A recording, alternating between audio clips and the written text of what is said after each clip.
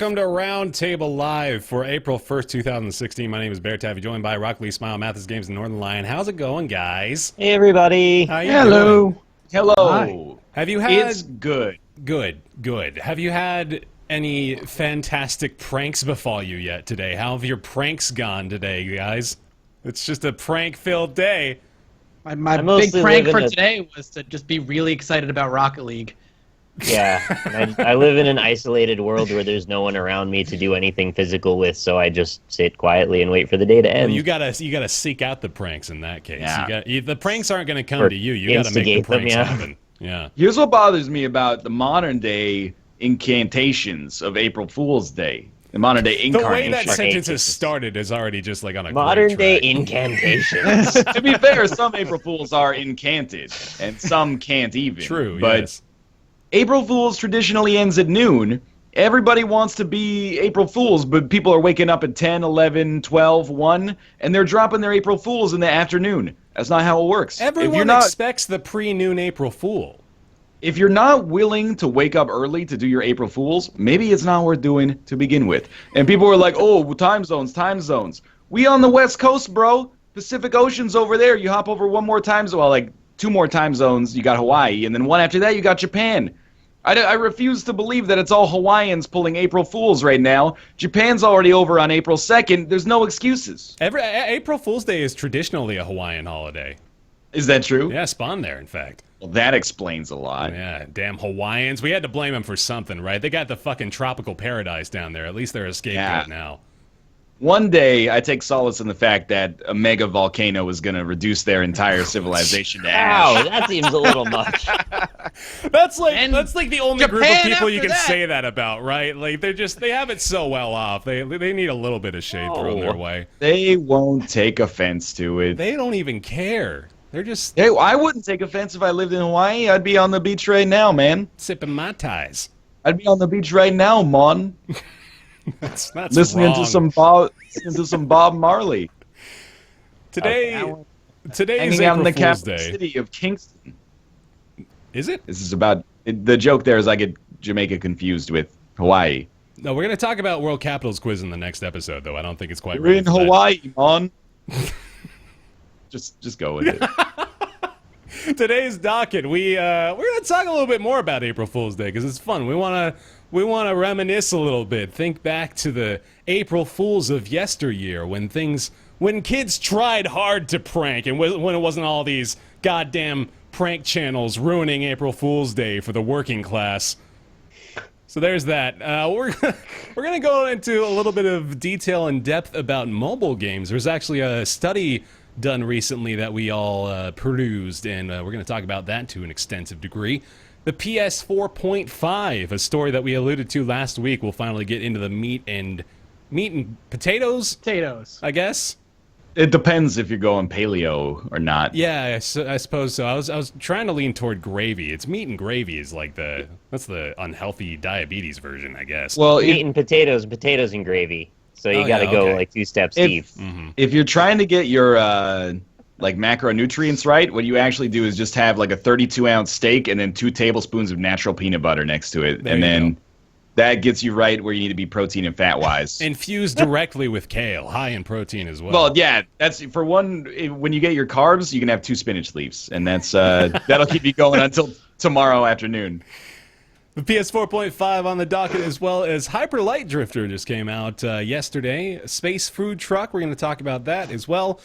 Forced Showdown, and probably a couple other ones will make it into the docket at some point. As well as Final Fantasy 15, big news coming there from Square Enix. That is, I don't want to overhype it like before we even get into talking about it, but this is a pretty monumental release. I mean, this is a big deal. So You said money mental. It will be. They need exactly. That's money the word mental they're looking release. for. And that's for the most part what we got going on today. I do want to start by sort of addressing like the best of the April Fool's Day pranks we've had so far today. And Google tends to do like pretty well, I'd say. I think Google may be the gold bar standard. Choose your next words wisely, Bear Taffy. for April Fool's Day prankage.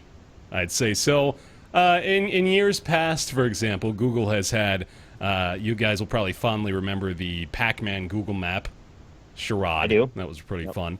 What a delectable little joke that was. Indeed, yes. It was very tasteful. Google as well, I think they, well, of course, YouTube and Google have both done stuff. We had the Darude Sandstorm YouTube edition, which, God, I wish they had just kept that around. Because really, it improved. Like, the majority of my video catalog, I'd say, was improved with a little bit of Sandstorm sprinkled on top. I don't know if you guys experienced similar findings. I like a nice sandstorm. Had some sensible chuckles at the expense of no one. Just some good old-fashioned fun. What's your top prank? What's your top April Fool's prank? I can't think of an April Fool's prank that I have found enjoyable. So we're all. Oh wait, hold on. Now, are we like? The tone has shifted. Do we have to decide? Are we like a 50-50 split here of the happy-go-lucky kids who think April Fool's Day pranks are just such a good old hootenanny fun time, and then we've got the cynical adults who think April Fool's Day is a waste of our important business time? Can I frame it for you the way that I see it? Yes. So the big one that I think a lot of people are talking about is Snoopavision this year. Yeah, there we go. Which is YouTube has added a button on all YouTube videos that if you click it, brings you to another video that explains what Snoopavision is, and it is apparently a cross promotion with Snoop Dogg in the vein of trying to hype his new album up. Where if you click the button on, it's nothing against Snoop Dogg personally. No, that was the other point I was going to make. Is I don't know whether or not we can just give Snoop a pass, right? I mean, I don't know. This is a clearly monetized effort, and he's promoting something. But I think at this point, Snoop's done enough just cool shit to be like, yeah, you know what? Fucking whatever, man. I'll buy it. He gets a pass. I don't know. Yeah, it's okay. What do you think? Snoop Dogg was also in that like hot or lean cuisine ad, right? With Biz Markie and Kate Upton about like, you got that buttery crust and that creamy cheese I love. Oh baby, like this is the dude we're talking about here. I harbor no ill will towards Snoop Dogg. I'm just, my thing with April Fools is like you're like, I rather than experiencing the joke, the headline is fine. I'm like, okay, Snoop Dogg talks to you in a movie theater. That was clever. There was the other one is like Witcher 3 makes a documentary about the horse in the game. And I was like, I'm not watching that. That sounds clever, like mildly amusing. No. It's like I already don't watch Saturday Night Live, Mad TV or anything like that. And then every joke on April Fool's is like a cut below a middle tier SNL skit. It's like, what if? Yeah, basically. What if in VR you had real swords? And I'm just like, well, you can have a laugh, but I don't think it's that funny. Like, I'm not saying it's not funny. Don't do it. I'm just like, I'm not laughing. Yeah. For the only things I enjoy on April Fool's now, like in our industry online, is IGN always produces a pretty high quality, like it's a what if thing, like fake movie or TV trailer that's produced seriously, and it has a little bit of budget behind it. That's always enjoyable to watch. Like this year's is like a Netflix Darth Maul series that would be coming. It's like dark and serious. The one I always remember is one from a long time ago. It was like the Legend of Zelda movie. That was, I mean, they just always do a really good job. It's not like, ha ha, what a prank. It's always like, oh, this is going to be April Fool's. We're going to get this cool little thing at IGN that's fun to watch for a couple of minutes. Everything else is like what Ryan, like I'm with Ryan where it's like, yeah, I don't really care. Could it be that we're just not seeking out the high quality pranks? No. We're just oversaturated. It's the same thing every year.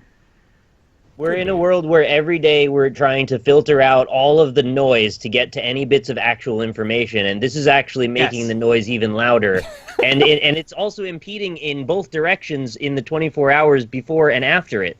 So you don't know what reality is for like one day, and you're like, just give me the actual facts so I can get around. It's not like things are stopping today either, right? Like people are announcing actual legitimate shit in the midst of all this nonsense. That's not real, by the way. People that just saw the trailer for the Star Wars TV show. This is the IGN prank. Not that you're taking anything seriously today at all. At the very least, like at least corporate April Fools is better than like Facebook April Fools. I had like 10 people on my Facebook feed were like, oh, congratulations to us, we're pregnant. And then, like 3 hours later, they're like, I'm kidding. God, all of the comments are like, April Fools. It's like you didn't even get anybody, but you're like, April Fools. If you don't fool anybody with your April Fools, you should have to do like some punishment. Or something. You should have your community fooling service. card revoked. You should no Yeah, longer be that's- allowed to attempt to fool. You should have like 3 years no fools allowed. That would really help out. With Branded on your fucking saturation. forehead so we know. We can't think just there's, like like, these 4 people slide under the phases. system. 4 phases to April Fools, like that you go through as you're growing up. First is like your younger years, like something's on your shirt. Haha, gotcha, April Fools. Which, Then you by go the into way, high is as good as it gets. Because then you go into like high school, late high school, and it's like, oops, I'm pregnant. Just kidding. No, I'm not. And then college is like, hey, another reason to get drunk. And now our age. April Fool. Come on now. In high school, it's not funny to not be pregnant or to be pregnant when you don't intend to be. Nobody's laughing. That's at that. just horrible. And then we get to our age where we just don't give a shit anymore. Like, so when you get to the age where you can, like, conceivably accidentally become pregnant, you've already experienced too many April Fool's jokes for that to be an original idea. So you already know that Right. everyone's doing that. It's not allowed anymore. That's true. The holiday gets worse as you get older Oh, because you've already absolutely it does. experienced. Yeah. You know. Now, And I can only think- imagine how infuriating it would be if you had real news today. Like, what if you You can't announce it. What if you just spoke to your nephrologist and found out you have some glomerulon-related disease? You'd be like, oh, I have glomerulitis. And then they'd be like, oh, April Fools. You'd be like, no, actually, my urine smells like maple syrup. It's a real problem. I don't think the doctor's offices are really dealing with too many April Fool's pranks, are they? Are people trying to come in like, oh, my arm's broken. Fooled you. I'm going to go. I bet like once a year there's one fucked up doctor I was gonna do that. Oh, God damn. that is like, hey, you're gonna, oh, yeah, we ran your blood test. You're gonna die. Oh, April Just Fool. kidding. We got you. That's a good YouTube channel, man. I would go get a fucking MD if it just allowed me the ability to freely prank people for YouTube, man. Like, that alone is worth the $600,000 student loan investment. Somebody's trying it right now, and we're gonna see how it goes. Absolutely. You know what, though? I will say a Friday April Fool's is kind of nice. Like, if you are in the corporate drudgery, that's probably, you'd look forward to it and be like, that's a way to break up the week a little bit. A Wednesday April Fool's is like, where do you go from that? And the next day it's just Thursday. Yeah, this is like a half day when you're in an office, I imagine. Yeah, in the Casual morning, half day. your boss is like, oh, we have to downsize. All you guys are fired. Just kidding. Actually, Just kidding. There's a cake in the break room. yeah. You got a And on the cake it says, but for real, you're fired.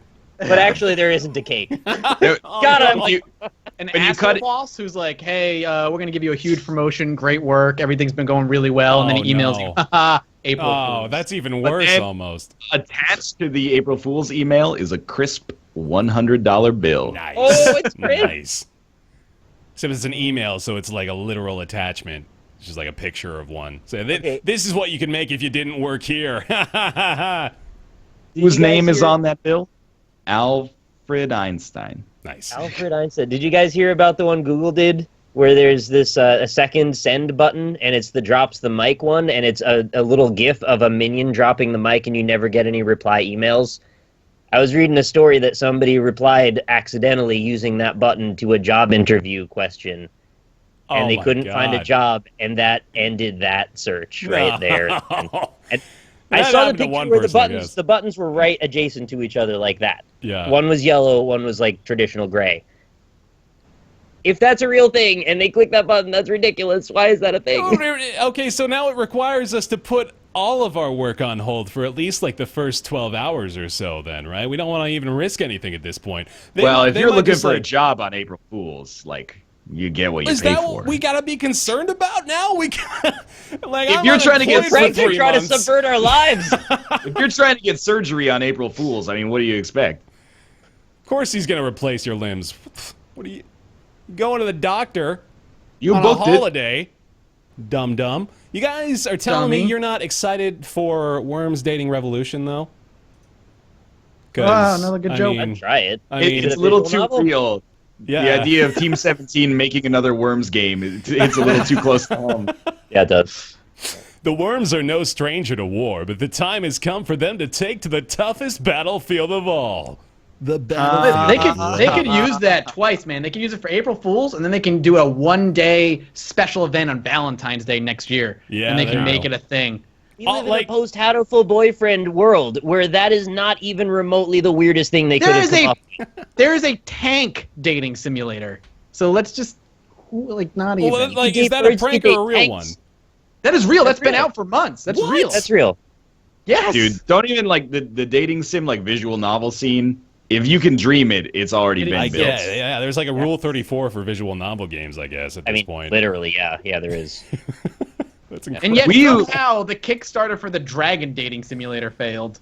How did It's that a work out? science-based dragon MMORPG, Mathis. I would love it. Give it to me now. Here at Game Publisher, we're known for genre X, but we wanted to break out of the box today. We're making a game in genre X to the -1. Or What? April Fools. It's just a social experiment, bro. Now you talk about that noon cutoff. It's a pretty hard set cutoff, right? But that just makes those 3 p.m. and 5 p.m. jokes just that much more magical. Oh, they're so saucy. Because you never know. You're No, like, you're They're at well, the that point- establishment. they I waited feel like until the people do use threshold that. hit. I Yeah. feel like they do go like, well, if we do it before noon, everyone's going to know it's a prank. But if we do it later, then the people they're going to have their guards down. That's not how April Fool. Why not just do it 2 days earlier? You're going to look like you don't know what you're doing either way. The whole holiday is it's very strange to me. Why does a holiday not constitute a 24-hour block? That's the question I don't understand. Well, I think it's because, back in the day, everyone's working at the fucking steel mill, and then they're like, well, the foundry's broken.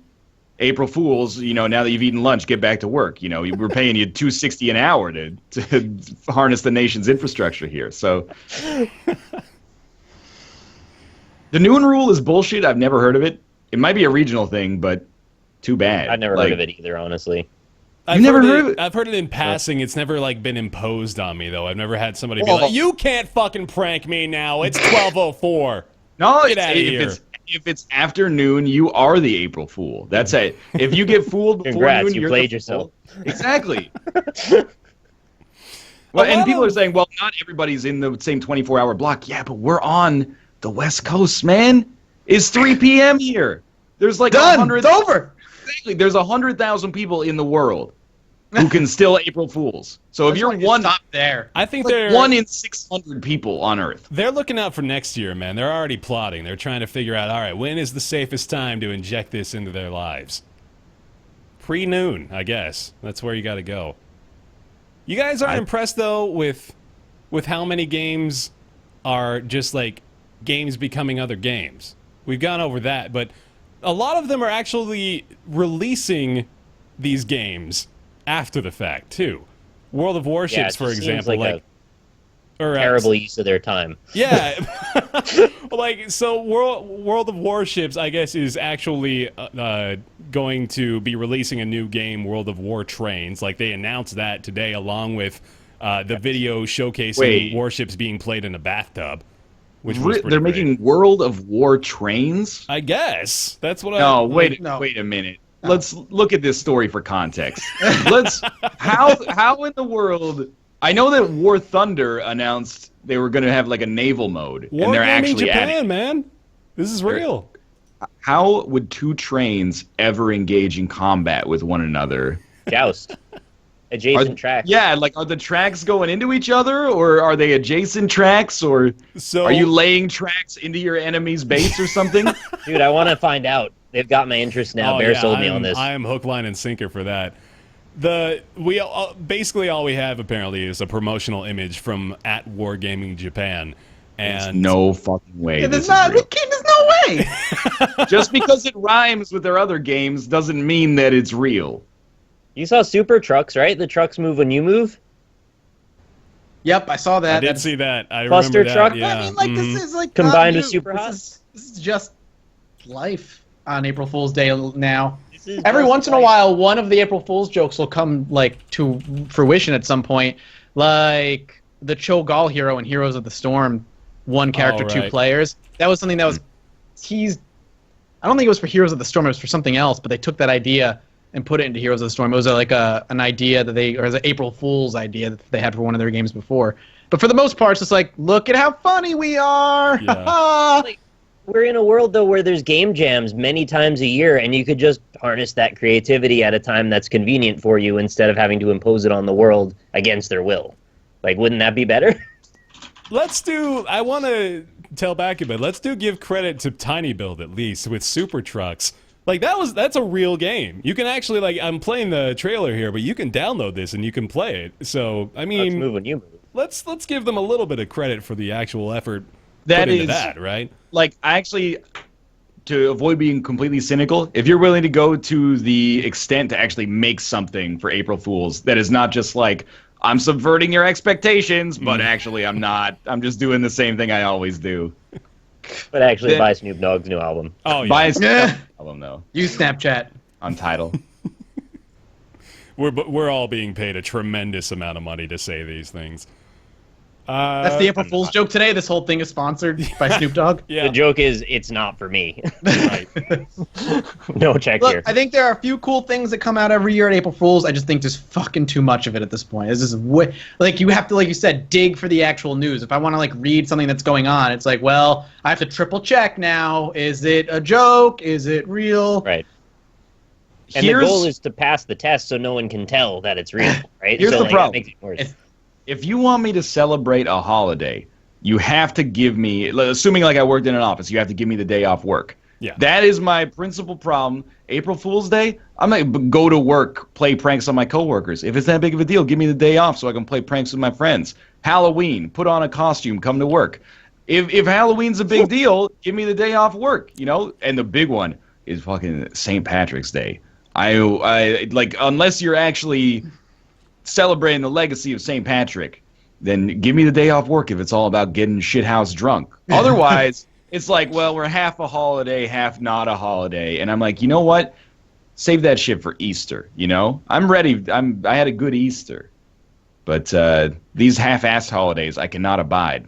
There is not quite so divisive a holiday, though, I don't think, that exists as April Fool's Day. I dislike Halloween more than I dislike St. Patrick's Day and Halloween more than April Fool's Day. The older Really? I get, the Wow. more I definitely dislike Halloween because, well, I mean, it's sort of just by design of the holiday. The older you get, the more likely you are to be stuck with the duty of handing out candy to kids. That's not fun. your It's light a off. task. That's like I your gotta light spend off. like $50 on candy. Stand in front of my door. I'm not the light off house either, man. Fuck that. I was Everybody going to say, hates you just that. turn your light off. You that's don't That's your do own any of that's that fault shit. then. That's even worse. I live in suburbia, man. I'm not getting away with that. These kids, they know I live here. They know how young I am. They know I ain't got shit to do on Halloween night. They're gonna knock at my door until the fucking cows come home. Like I gotta give out candy, man. Halloween. Maybe I don't like necessarily Halloween. Maybe I like the season of autumn a lot, but I don't I'd separate Halloween from autumn, please. yeah, they kind of like intertwined. But I think What are you talking about? When it becomes September Celebration 1st, of autumn. when it becomes like September 20th, you're not like, oh, Halloween season. I love feel like- Halloween when the no. leaves are falling. Well, the I'm with decorations Mathis on start this. going up, and like you see the skeleton spooky Halloween decorations. I Yeah, enjoy that. Yeah, he's right. There's probably like just a seasonal divide of holidays, and Halloween is definitely the one that has the most thematic elements associated with it. That's so the there's so much. crescendo to fall. Right. Yeah, so You're you- talking about Thanksgiving is the crescendo to fall. no, No, that's that's like the decorates ending for to fall. Thanksgiving, though. Your There's a neighborhood difference is between an ending enhanced. and a crescendo. No, some songs crescendo at the end, and fall is one of those songs. But I can't believe that you guys think you live in an area where the ambiance is heightened by like shitty plastic skeletons and like pumpkins on doorsteps. Fuck. So spook. All right, so we just have a different in taste there. I just don't think April Fool's is really all that great. I mean, I also have a bias maybe because like April Fool's, I've never really celebrated. It's my dad's birthday, so I always celebrate. Dad That's more than I the celebrate. worst. Oh no, Yeah. poor guy. Everybody go Yeah, tweet that's at Mathis' dad and say happy birthday. Yeah, definitely. No, like genuinely. But that was like it was really funny until I was like 12. Yeah. Like, and it was like, all right, just my dad's birthday now. My dad's birthday happens to be on Halloween, which is weird. So we have that interesting little Hey, you love thing there you tying us go. together. My dad's birthday is on Bastille Day. Nice. Everybody's dad's birthday is on a weird holiday. No, My you know birthday's why? on Pearl Harbor Day, so I'm sort of in that same group, right? Every day just has a bullshit holiday associated with it. Like Pearl Harbor Day. What is that even? Oh man, we should change topics. Let's go. Let's talk about some video games every once in a while. But should Harry Truman have agreed to drop the atomic bombs on Japan? So what's the next topic? I've been dying to know. Not what that your thoughts we're. are. I mean, we joke, but we're kind of going into territory where there's probably a lot more chance for vitality, or what's the word I'm looking for? Vitriolity. Yeah. So, this is a study performed over on Slice.com. They appear to mostly specialize in gaming and market studies done for those sorts of purposes. They have performed a study on mobile games and free-to-play games. We're going to be looking at a couple of charts here, but for the most part, we are curious in this little chart right here, showing us the top 25 mobile games in respect to spend per player. And here it is right here. Topping the list, by far topping the list, by the way, like twice as much as the second most spend per player. That's a weird measurement to have to qualify, but... Yeah, are we sure that this is not what they're spending to acquire a player? This is what the players are spending in the game? Because I could believe it either way, given the number of Game of War ads on television. But yeah, no kidding. I mean, well, clearly now we see that there is... method to the madness as far as the amount of goddamn advertisements you see for this stuff. So Game of War, as Ryan mentioned, probably a mobile game that if you haven't played it yourself, you've probably at least heard of. That's not the Arnold Schwarzenegger ads, is it? I think that's a different game. No, that's Mobile Strike. Yeah, that won't be out until next year. Like the data won't be out because I think it's recent. Mm-hmm. But, yeah, so we got Game of War up there, Summoner's War, Big Fish Casino, free slots. Where are my Big Fish Casino players at? Castle Crash, Brave Frontier, you know, pretty expected stuff up there in the top 25. You got Boom Beach, Clash of Clans, Candy Crush a couple of times in there. Minecraft, Kim Kardashian Hollywood. Oh, yes! $80 per player, man. Honestly, like, once you get down there, I'm kind of like... If you pay $80 a year to play a game, that's not that bad. No, not really. Even like, I mean, it's obvious. You know, if you take it logically, would you rather pay $80 a year for Kim Kardashian's Hollywood or The Witcher 3, $60 once? Right, that's a pretty easy decision to make. But I can see how you'd be like you're basically throwing like $7 a month at Kim Kardashian's Hollywood, or probably more accurately, like $50 a month and then never playing it again after like 2 months or something. But like that's not that crazy to me. What is crazy is the Game of War at $550 a year, and also free slots at $230 a year. Free. Like, right, hold on, real quick. I want to see on this list how many of them include the word free.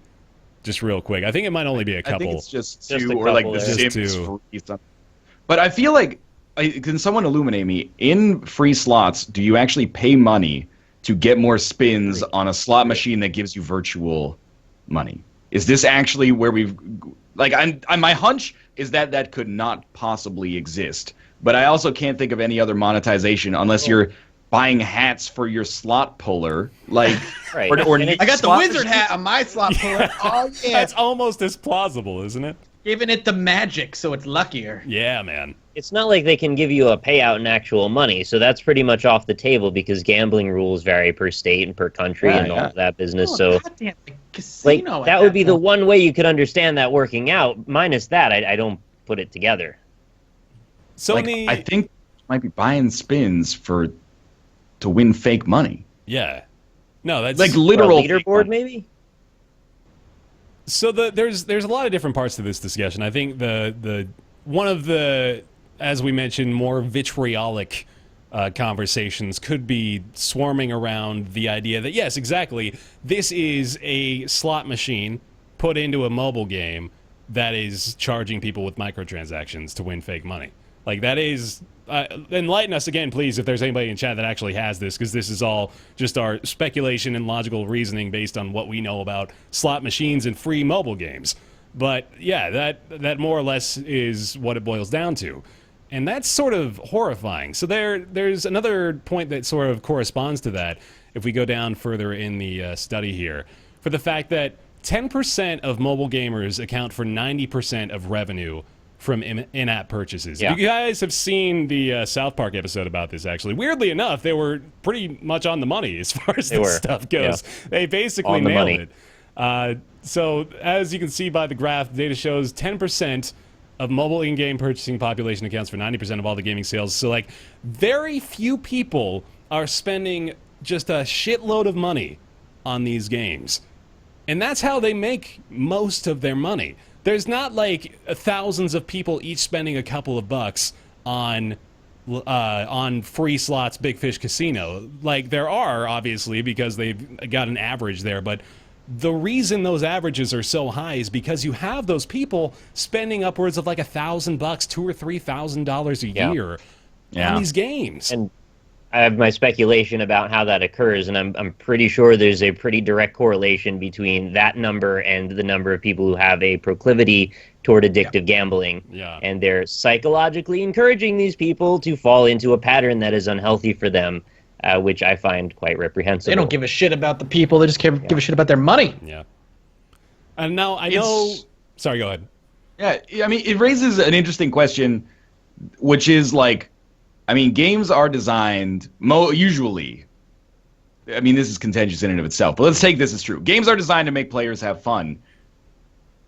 Designing a game that manipulates a player's psychology so that they're having like the maximum amount of fun after they spend money is not necessarily designing a game that is not fun. In a way, like, here's what I'm thinking about. Like the free slots game, you're like, well, you're spending real money to win virtual money.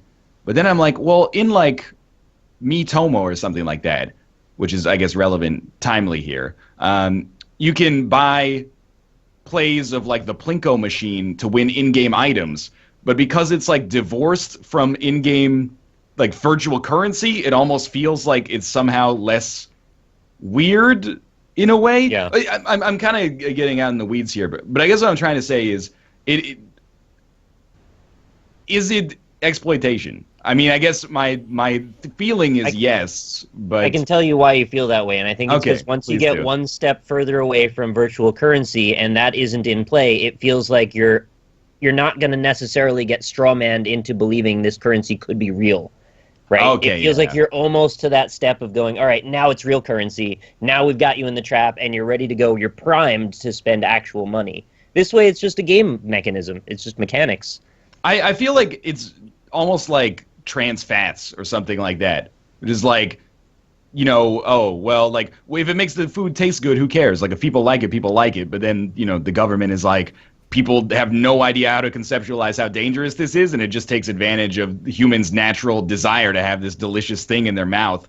So, like, we have to regulate it to some extent. Like, that is kind of where I feel is, like, people can't help themselves. So maybe there should be some regulating body to step in so people aren't spending $5,000 on I don't know slots. if I'd go that far. I mean, like, that gets into some sort of Orwellian territory where we ask ourselves, where do we draw the line in allowing people to cut off our ability to spend our own money or stuff like that, you know? Like, I think people would probably find areas of contention there. My first inclination is to point out the fact that, especially in the case of the game that's literally a slot machine, there's already the factors at play that are driving people to gamble and to spend money on slot machines in the first place, which is just the fact that it's this big, colorful, spinning wheel that is super easy to understand and to grasp. It's like the lowest possible entry point to what you would consider a game, right? This is minimal interaction, cool shit's happening in front of you, and then you get to reap the reward of the result. Like, this is just like bottom level, this is a game for you to play. And if you take that, and then there's like 4 other factors involved with this that make it so lucrative for the companies producing these games, where you've got it on a mobile app, it's on your phone, it's with you everywhere you go. Like, where do you not bring your phone? Think about that these days. Like, your phone's with you basically all the time.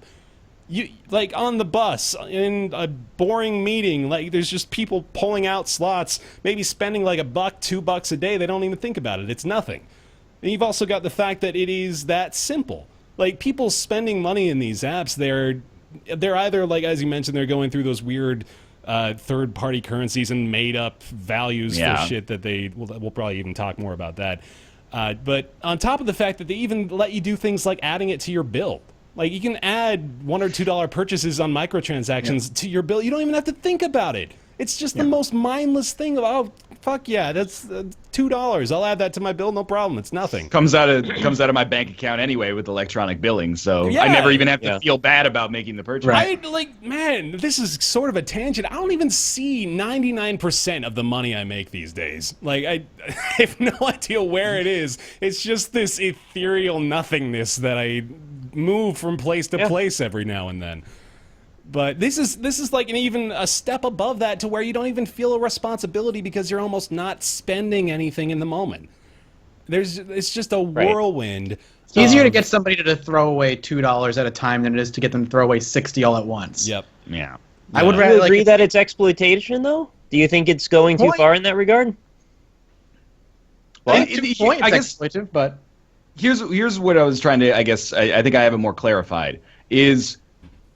I guess it's exploitation because I feel like it's exploitation, at least, because what's driving the gameplay loop is trying to get people to spend money, as opposed to if you're designing like a retail release, like a AAA game, you still want to exploit human psychology to make it fun, but you're doing, like, the exploitation there is for the player's gain, I guess. Like, the better you make the game, the more they're going to enjoy it, whereas for a mobile game, your profit is also directly tied to how much you can actually squeeze them. They're working against each other. In one way, they're using psychology to leverage the value you get for a game, and in the other direction, they're using psychology to actually reduce the value you're getting for that game. In a way. And there's also... I agree. It's exploitive. I think they could be doing plenty of things to try and work on that, even just to the element of, like, well, cigarette packs have warnings on them. Why can't the game pop up like Nintendo does every 15 minutes and say, hey, you're playing too much of this game, or they can see your spending trends. That's You've the gone last over a thing threshold. they want to do. No, absolutely You've gone over. not. You spent $100 on this game this month. Maybe you need some help. Maybe we can help put you in contact with someone who can help you with that. It doesn't mean Orwellian, like you can't play the game anymore. It just means maybe you need to think about it. I do understand Bear's point, though, because, like, if I really like the game, and if I've got the money for it, and I'm an adult who thinks that I'm making an informed decision, fuck you. I should be able to play it like as much as I want. Sure, you have a right, by all means. But it sounds, I don't know. It doesn't sound. It sounds like you're brainwashed, man. It sounds like you've been brainwashed by those Big Fish Casino free slots. I can stop slot spinning whenever I want, man. You don't know me. Exactly. So it's better. I don't go to the casinos anymore, man. I just play the games on my phone. It's different. It's just to be fair, that might be better, but like, it's like going from smoking cigarettes to vaping, right? I want to see like. Don't say that word, chat's I'm not allowed to. Vape Nation, where you at? I want to see like a 65-year-old retiree in diapers, just like defecating themselves playing Big Fish free slots. I can't close the app. This instant is hot right now. This instance, I should say. But that's a good ad. I would get a chuckle out of seeing that on April Fool's Day. From kids don't let their parents play free slots. Goodness, like, you know how when you got the kids that are like translating for the parents, right? Because they don't speak English that well. It's now the kids are more educated about the dangers of mobile gaming than their parents are. They're having to have interventions with their folks. Like, look, I know you want to keep playing Clash of Clans, but listen, this phone bill, it's getting ridiculous. I don't even pay it. You gotta knock this off. Chad actually raises a good point, and I talked about this with somebody else the other day. I can't remember who it was, but I was like, well, I mean, being addicted to gambling is terrible. That's soul-crushing, right? And a lot of families have been ruined that way. So don't take this as being pro-gambling. But at least with real slots... Oh, you know what? I equated it to Magic the Gathering. Because I was like, every time you buy a Magic the Gathering pack, statistically you're going to lose like $1.20. If you put like $20 down on red or black at the roulette table, statistically you're only losing like 80 cents a spin over a large enough sample size. So it's like, that's how I feel about the virtual slots, is like, why don't you just actually do low stakes gambling? Because you statistically will lose for sure, but you won't lose all of it, which is what you're actually losing when you play virtual slots. Yeah. You might as well go to the casino, get the real thing, and like lose $10 a day instead of losing $10 a day to get nothing. And that makes it even darker of an awful thing then, right? Like if they're not even offering anything in return. I think Exactly. Potentially. So here's what I think a lot of this sort of comes down to, as far as like approaching someone who has spent, say, $550 on Game of War over the course of a year. So we have to assume a couple of things about that person. Is that A, they probably like the game pretty well, right? Like I imagine with how much they played it, they'd probably say, yeah, this is a pretty fun game. I like this. And that's part of it too, is that these games, the top 25 in here, while there are a few of them that sort of stand out as like, hey, we're literally just trying to suck as much money out of you as we possibly can. Mobile games, they are much more incentivized to keep the player around, I think, than are console and PC games, because there is the extra incentive in the mobile game industry of, you can include like these little pop-up ads that will pop up every now and then when people are playing, and the longer people are playing, the more of those ads pop up and the more money you make. And that's how a lot of those free-to-play games actually make most of their money. Like Flappy Bird, for example, was probably making $50,000 a day, and a lot of that probably came from just like little ads and little pop-up ads that showed up in the software. So these games, I mean, they're not only designed to suck you dry, but they are also designed to keep you there for more. It's a double whammy.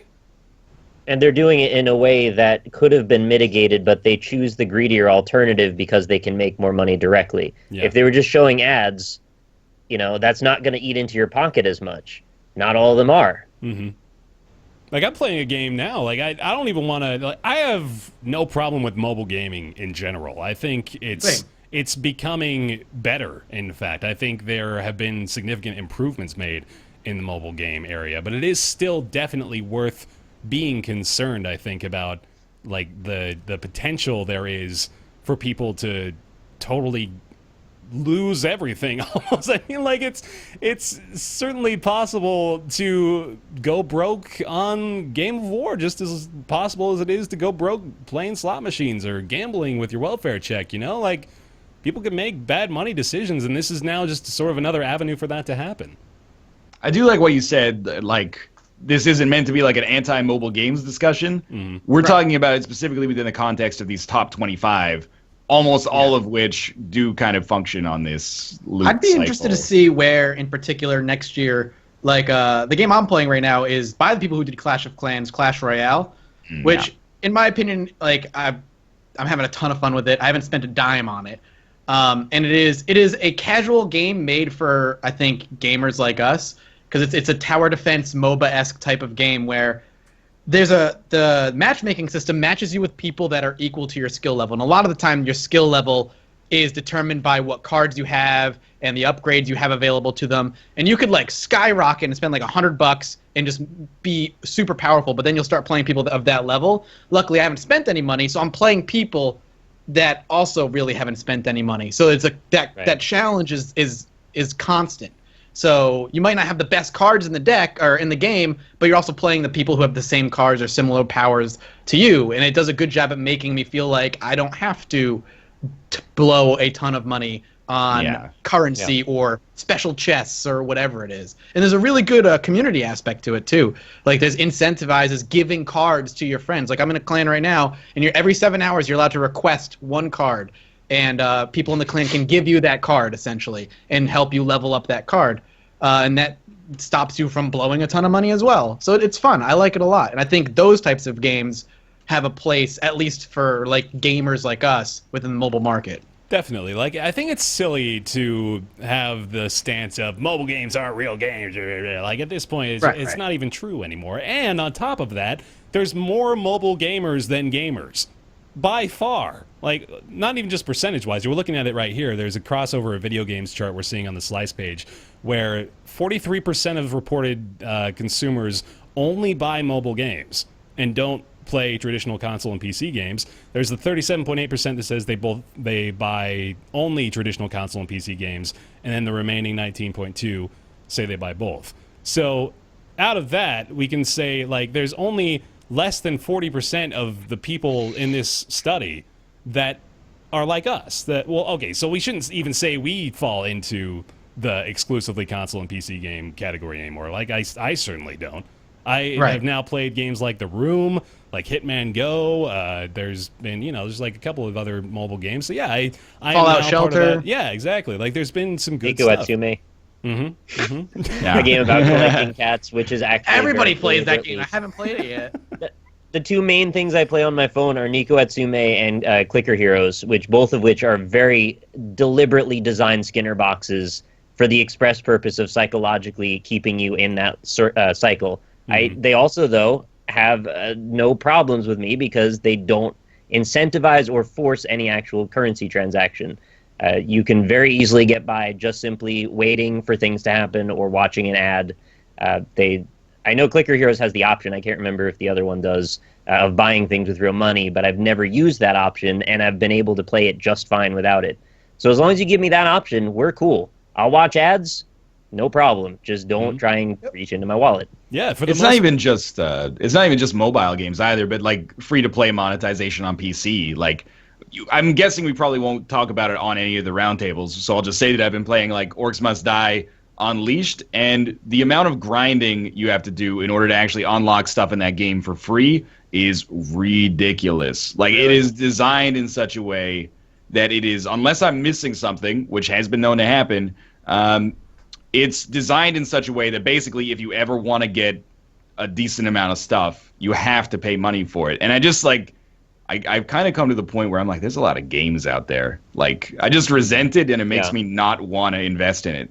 Say, like, when people are like, well, you can unlock everything with real money, or you could put $7 in it. I'm like, well, there's a third choice, and that's I'll go play something else that I feel like has more respect for the game itself than it does for just trying to monetize it, which is a shame because it is, like, mechanically really fun. But the way that the loot, or as Nick put it, the Skinner box works in the game is a little bit less like immediate gratification, I guess, but still is like, it's almost impossible to get to the point where, like, I want to play it because mechanically it's great, but I'm like 100 games to unlock a hero. Okay, see you in May. Yeah, right? Exactly. I feel like we really need to define the word forced when it comes to whether they're trying to take your money or not, because yes, no one is forcing you to play the game. No one's forcing you to spend money.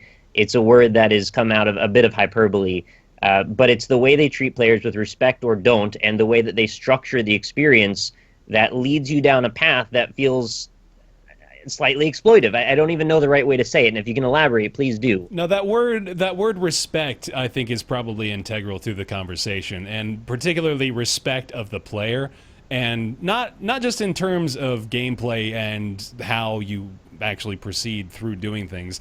Like, I'll give you an example. I have a game on my phone right now called Infinity Loop, and it's a really simple puzzle game. It's all just about, like, rotating some patterns and paths and trying to get it all to connect so that it all makes one big loop. And it's a very simple puzzle game. It's purely a mobile game. It works great. And it just has these non-intrusive ads that pop up in between every few levels that are not, like, trying to deceive me. They're just like, hey, this is an ad. After this ad is done, you can play some more of the game. Like, and I'm like, cool, all right. You made a few cents off this cool game that I bought, or that I got for free. We're good. Like, that right there, I feel, is like the quintessentially pure and wonderful mobile developer and mobile player relationship. Like, that is quintessentially Symbiosis. Yes, Yeah. where we both benefit equally and we're all happy. But I think there's very clear instances that I've had, at least in mobile games that I've played, where I'm just like, you know what? These people just want my fucking money. They don't even want me playing the game, basically. They want me to funnel my dollar bills directly into my SD card slot. When they see the premise as how to get money out of a player before they even have an idea of what the game needs to be, I can feel that when I'm playing it. It just comes through in all the design decisions they make. And there's a lot of people that very cynically manipulate people and make games around that premise. It comes up all the damn time. And how do you not when you see numbers like this, right? When you see a chart that's the that problem. says people are like, average spend per player. Average spend per player for this goddamn game. I feel like we haven't reiterated that enough. There's outliers that go way above that if that's the average. Yeah. That's the crazy thing, I think. I mean, it's not a perfect math, but it's kind of like you can approximate it. If 90% of players never pay anything, then that means like the average spend per player on Game of War, if you include everybody, is still around like $5 per player, which is like, consider that game probably has like tens of millions of downloads. Like, that is crazy. And you know, you think you're a company that actually makes good games, and then you think then you can expand, and then you become Zynga, and you crash when you try to do something else. I wasn't going to call anybody out particularly, but there you go. Oh boy! Then you also have the Konamis of the world, which are saying, you know what, fuck games, let's just make pachinko machines, you know? Pull the lever. That's just Japan in general, though. Like that it's more lucrative. Their gambling, pachinko, is more lucrative than their gaming. At least for Konami, it was rather. The gambling in the mobile gaming scene is much bigger in Japan. Ryan, you were just there. Like, how much was prevalent? Like pachinko, gambling. Pachinko and slots were everywhere. Like, there would be situations where there would be like multiple like slot and pachinko parlors across the street from each other, just like in what was otherwise a mall. And you're like, well, okay. It's like a little miniature Las Vegas inside of this mall. They replaced their food courts with pachinko courts, right?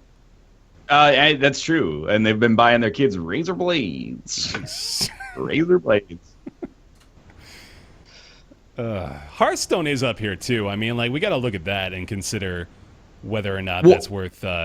Dude, $60 a year for Hearthstone is a steal. If you're like the average person playing Hearthstone, agreed. There's nothing wrong with that. Ask the average Magic the Gathering player what they spend annually for a semi-similar experience. It's going to be like a factor of 10 higher than that. So yeah, definitely. I feel like that's reasonable. You were touching on this too, about the fact that we should look at the free-to-play landscape overall. And we were even discussing this before. League of Legends, I think, has sort of opened up a lot of people's eyes, whether it be for better or for worse, in regards to the revenue potential for these free-to-play games. And I think we're probably starting to see the end of the deluge of MOBAs in particular that are now still trying to capitalize on that. Because League of Legends, I don't know if they've ever disclosed any actual statistics on earnings per player or spend per player averages, but I imagine it's probably even higher than Game of Wars is, as far as, you know, the 10% of 90% rule goes. And that, while that certainly isn't anything I take issue with either. In fact, I think League of Legends probably has one of the better microtransaction platforms in free-to-play games. Knowing full well, being somebody who had to resist the urge to buy things in that game multiple times and successfully did so. But it was, I never felt, while I was playing League of Legends, like I was being pressured in any way to buy anything. And that, I think, is like a critical component of why they were so successful. From day one, it seemed like they never really had the intention of trying to dupe anyone. It's all just this aesthetic stuff that says, yeah, this is here, and while it is certainly tantalizing for people to get it, because that's, you know, that is the point. They don't not want people to buy it, obviously, but it's never really felt to me like they were trying to shove it down my throat. And I think a lot of corporations would see that model as a weakness of their strategy and how they implemented it. I think there's a lot of people that would go, well, they did it wrong. We could do it a lot better. League of Legends would be making way more money than they are now. If we ran it properly. And now we're transitioning into an element where MOBAs are all becoming these class-based first-person shooters for some reason, and they're probably going to take a few more stabs at that model. And maybe one of them will hit it. I don't know. I would disagree that LoL does it well. Yeah, you've been biting your lip for a few minutes here.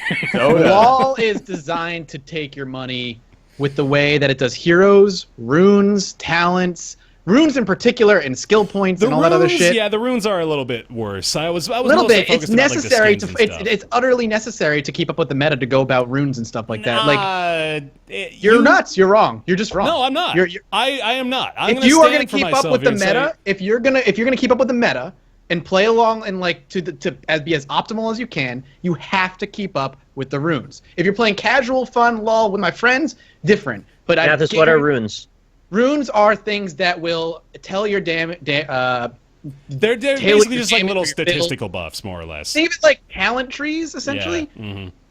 And you you're can paying they're for IP points in to a do talent it. tree? All right, so And it's saying it's IP, but let me give like the most basic breakdown possible of the rune system because it is important.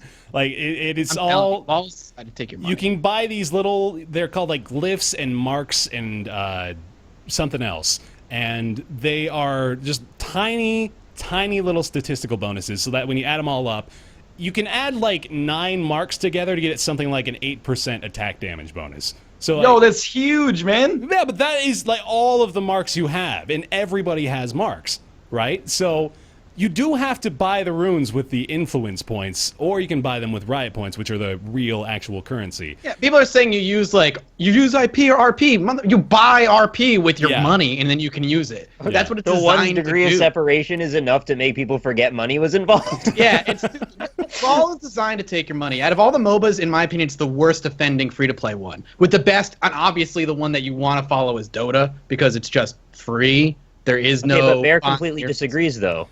I played. So like, you can't use RP for runes, Bear?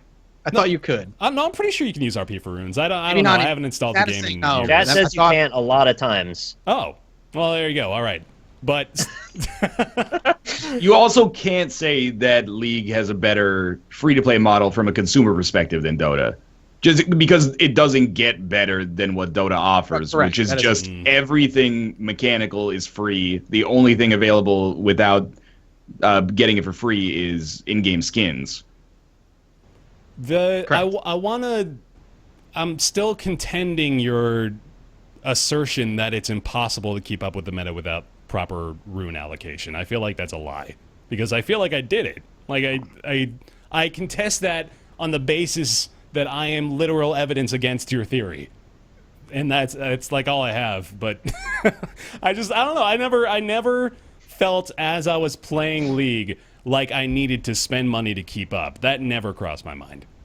So, okay, so here's where you get the money. You need IP to get to runes, correct? Which is Yeah. the only thing you can earn. The way you get more IP, you can't buy runes with RP, but you buy IP boosts in League of Legends. That's Yeah. where it is. I'm looking right now. And you buy. There's a way. I'm pretty sure you buy rune pages as well. That might be what we're thinking of. Like, Do It's been a rune long time. pages? Do rune Yeah, pages give you can have access to the multiple rune? specs. No, so you can have multiple specs. yeah, So you can be like, I use this rune page for this subset of heroes. I'll use this page for this subset of heroes. And then you buy more rune pages so you can have more builds to play with for other heroes. Mm-hmm. So IP use it is what you Glad use I to buy avoided all this runes. shit. Yeah, yeah. You IP don't is want to what get you use involved to with buy- this. Christ.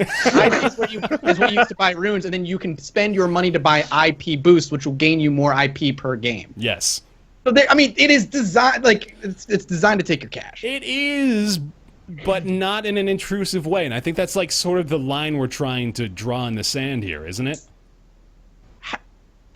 The game strictly restricts heroes from you unless you play like 30 games and have enough IP But to buy a that's hero. progress. That's a progressive system that encourages you to just play the game without money being a factor. And I feel like that is where we can, just like sort of introduce a clause of acceptability, basically. Right?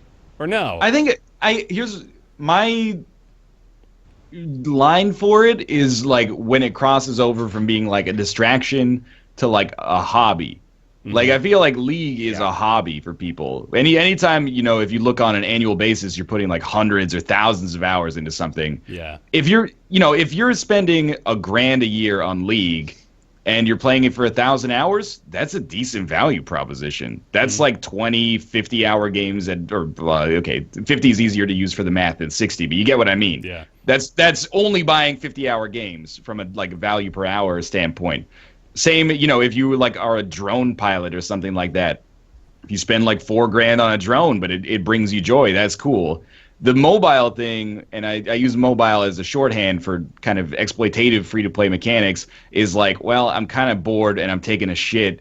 I can spend like 50 cents per shit to be slightly less distracted and maybe like not think about something that's causing me sadness in my life right now. And then you're like, okay. And then at the end of the year, you're like, oh shit, I spent like $500 on this. Like You paid for therapy. yeah, exactly. You created a kind of a convoluted, complex scenario there, but yeah.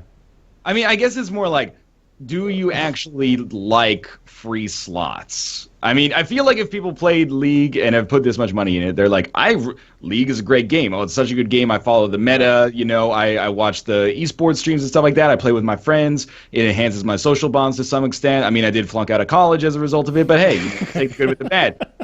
With free slots, we're like, well, what do you want to do? Play some free slots. Hey, why don't you drive so I can play free slots? Well, you know, you're driving, because if I drive, I can't play free slots, so they're going to give me a ticket, right? And I'm projecting a little bit here, like assuming the kind of demographic that plays free slots, but still, like, I feel like it's I'm gonna play free slots so I don't have to talk to you on this 9-hour road trip we're both on. Yeah, exactly. I feel like I think League is when it comes to just if we're strictly talking hero purchasing. I think Smite hits the best middle ground, which is it's free to play, or you can pay a flat fee and get all the heroes. And that's it. You have everything. Yeah. No, Dota is still better. Dota is still Dota is perfect. Dota is the perfect MOBA, I think, as far as that model's concerned. I'm not talking about gameplay. Damn, man. You want that Steam? Put that on that quote is on coming the front page. Yeah. God damn. Yeah. No, Dota is like the perfect business model when it comes to MOBAs. I think Smite, for a free-to-play model, hits the ideal, like, you could pay per hero or flat fee, you get everything. Heroes of the Storm and LoL are the worst in that respect. LoL is a lot more worse because they have a lot more heroes, where Heroes of the Storm is still smaller pool. But I wish League of Legends did give you, like, here, pay $60 and you have all the heroes. They have like hero packs. I don't know if that helps at all. Doesn't. No. You know what? He's not playing any of them. Moving on. Not every game, probably not any game, can be made in the same way as Dota, because Valve. Yeah. They're I don't want to say they're too big to fail, but they can use Dota as a way to be like, well, now you're also tied to our distribution platform where we get 30% of what you spend on everything. Yeah. So, like, for them, if Dota makes money, which I'm sure it probably does, then that's great. Maybe but they don't need to squeeze people. And they do stuff like have the players finance the prize pool for the tournament, which is like genius, man. If you can people are happy to pay the actual prize pool themselves for the tournament, fantastic. And it all ends up being gravy for them. I mean, they pay the organizational costs, of course, but either way, like, I mean, I don't expect every game to be like that, but some games are way too egregious. Like, I don't know, in Orcs Must Die Unleashed, you don't start with any heroes, but you can play as like 5 or 6 of them, but you get less experience with them until you craft them or purchase them. So you own nothing when you start, which feels like League really of Legends does also have the free champion rotation. Like, I don't know why I'm even trying to fight for them at this point anymore, but it is, I don't know, maybe little things that I could persuade you with. The one most important currency that people often overlook is the currency of goodwill. The amount of respect that you show your players will be returned tenfold if you're talking about a community like Dota. And that's a lot of the time how these things can work out to be mutually beneficial. So I think the more that these developers respect your viewership, player base, whatever you want to call it, the more likely it is that they can turn this into a snowballing thing. So that's the one thing that I want to see more of in the future when it comes to this sort of model. I understand it's not going to go away, but just try and be more respectful, and I think everyone can get along. But then again, when we see that like 18 of the top 25 earners in this category are probably like the worst offenders of everything we just described, is what we don't want to see in games like this. Yeah. They're probably going to listen to the numbers before they listen to us, right? I think it's just like the natural... No, I know they are. I know. Yeah. I'm just saying, in a perfect world. I mean, if you're king, Like, why do you give a shit what we say? Or who makes the Clash games? It's their name. Supercell? Supercell, yeah, that's it. If you're Supercell, who cares? Like, you're making money hand over fist, and people like your games. So, we're quote unquote, this is what they would call us, core gamers. Their games are not necessarily meant to appeal to us first and foremost, but I'm not saying every game needs to be made in the style of The Witcher 3 or something like that, but I do think that it annoys me when otherwise good games seem to be undermined by the serotonin treadmill of like, well, I mean, let me put it this way. In Orcs Must Die Unleashed, it feels like it presupposes you're going to put 800 hours into it. It's like, well, you could get it. That's a bad assumption. Yeah. you could get everything you want for free. Like, if you really like the game, you'll get everything you want for free. But like, I would really like the game a lot more if I could start with like something that makes me feel like I have some momentum, or like if the game is so good, you're gonna put 800 hours into it. That's it. Like, well, like it kind of just supposes that because it exists, like, oh, if it's that good, don't you want to put like $7 in it? Well, I mean, I probably would feel okay with putting like $20 in it, and maybe you could just sell it for $20 and then give me everything, and I could do it that way. And we could stop having to do this. We're trying to rationalize your price model all the time and evaluate how much you're giving me for what I'm getting. Come on. I also feel like it's a huge dice roll. Like, coming out with games is a huge dice roll to begin with, but then you, like, with a free-to-play game with a really aggressive microtransaction style, I feel like you're basically saying this is going to make no money or we're going to be filthy rich. Like, I don't know if there is a middle case scenario that happens with regularity, but anyway. Yeah, well, that's sort of another interesting point. Like, worth mentioning the fact that there is such a huge drop-off. Or is that... Well, hold on. I'm curious now. They list, like... I wonder if they just included Minecraft at the end just for the sake of including Minecraft for comparison. Yeah. And the cost of that was, like... was the cost of the mobile game. Like, when it says, like, players spend $6 a year on Minecraft, that's, like, the cost of the Pocket Edition. Right. So then, well, if we're looking at it that way, man, so... I counted, you guys can count maybe again just to verify, but I counted 25 total in this list, which means there's a huge drop-off between The Sims free play and then it goes down to Minecraft, which would insinuate that there isn't really that middle ground that you were alluding to. Like, it really could be go big or go home as far as this is concerned. Maybe there's only so many games that are actually making this level of money. That would almost be scarier. You know what Minecraft is and where that sits in the echelons of, income. So that tells a story, I think. And it does indeed. There's a lot of filthy fucking rich mobile game developers. That's the Minecraft's thing is they make you buy it on 100 different platforms if you want to have it on everything. But they don't make you do it, but if you want it everywhere, you get it everywhere. And on like Xbox Live Arcade, you could buy a ton of skin packs that were all like a couple bucks each.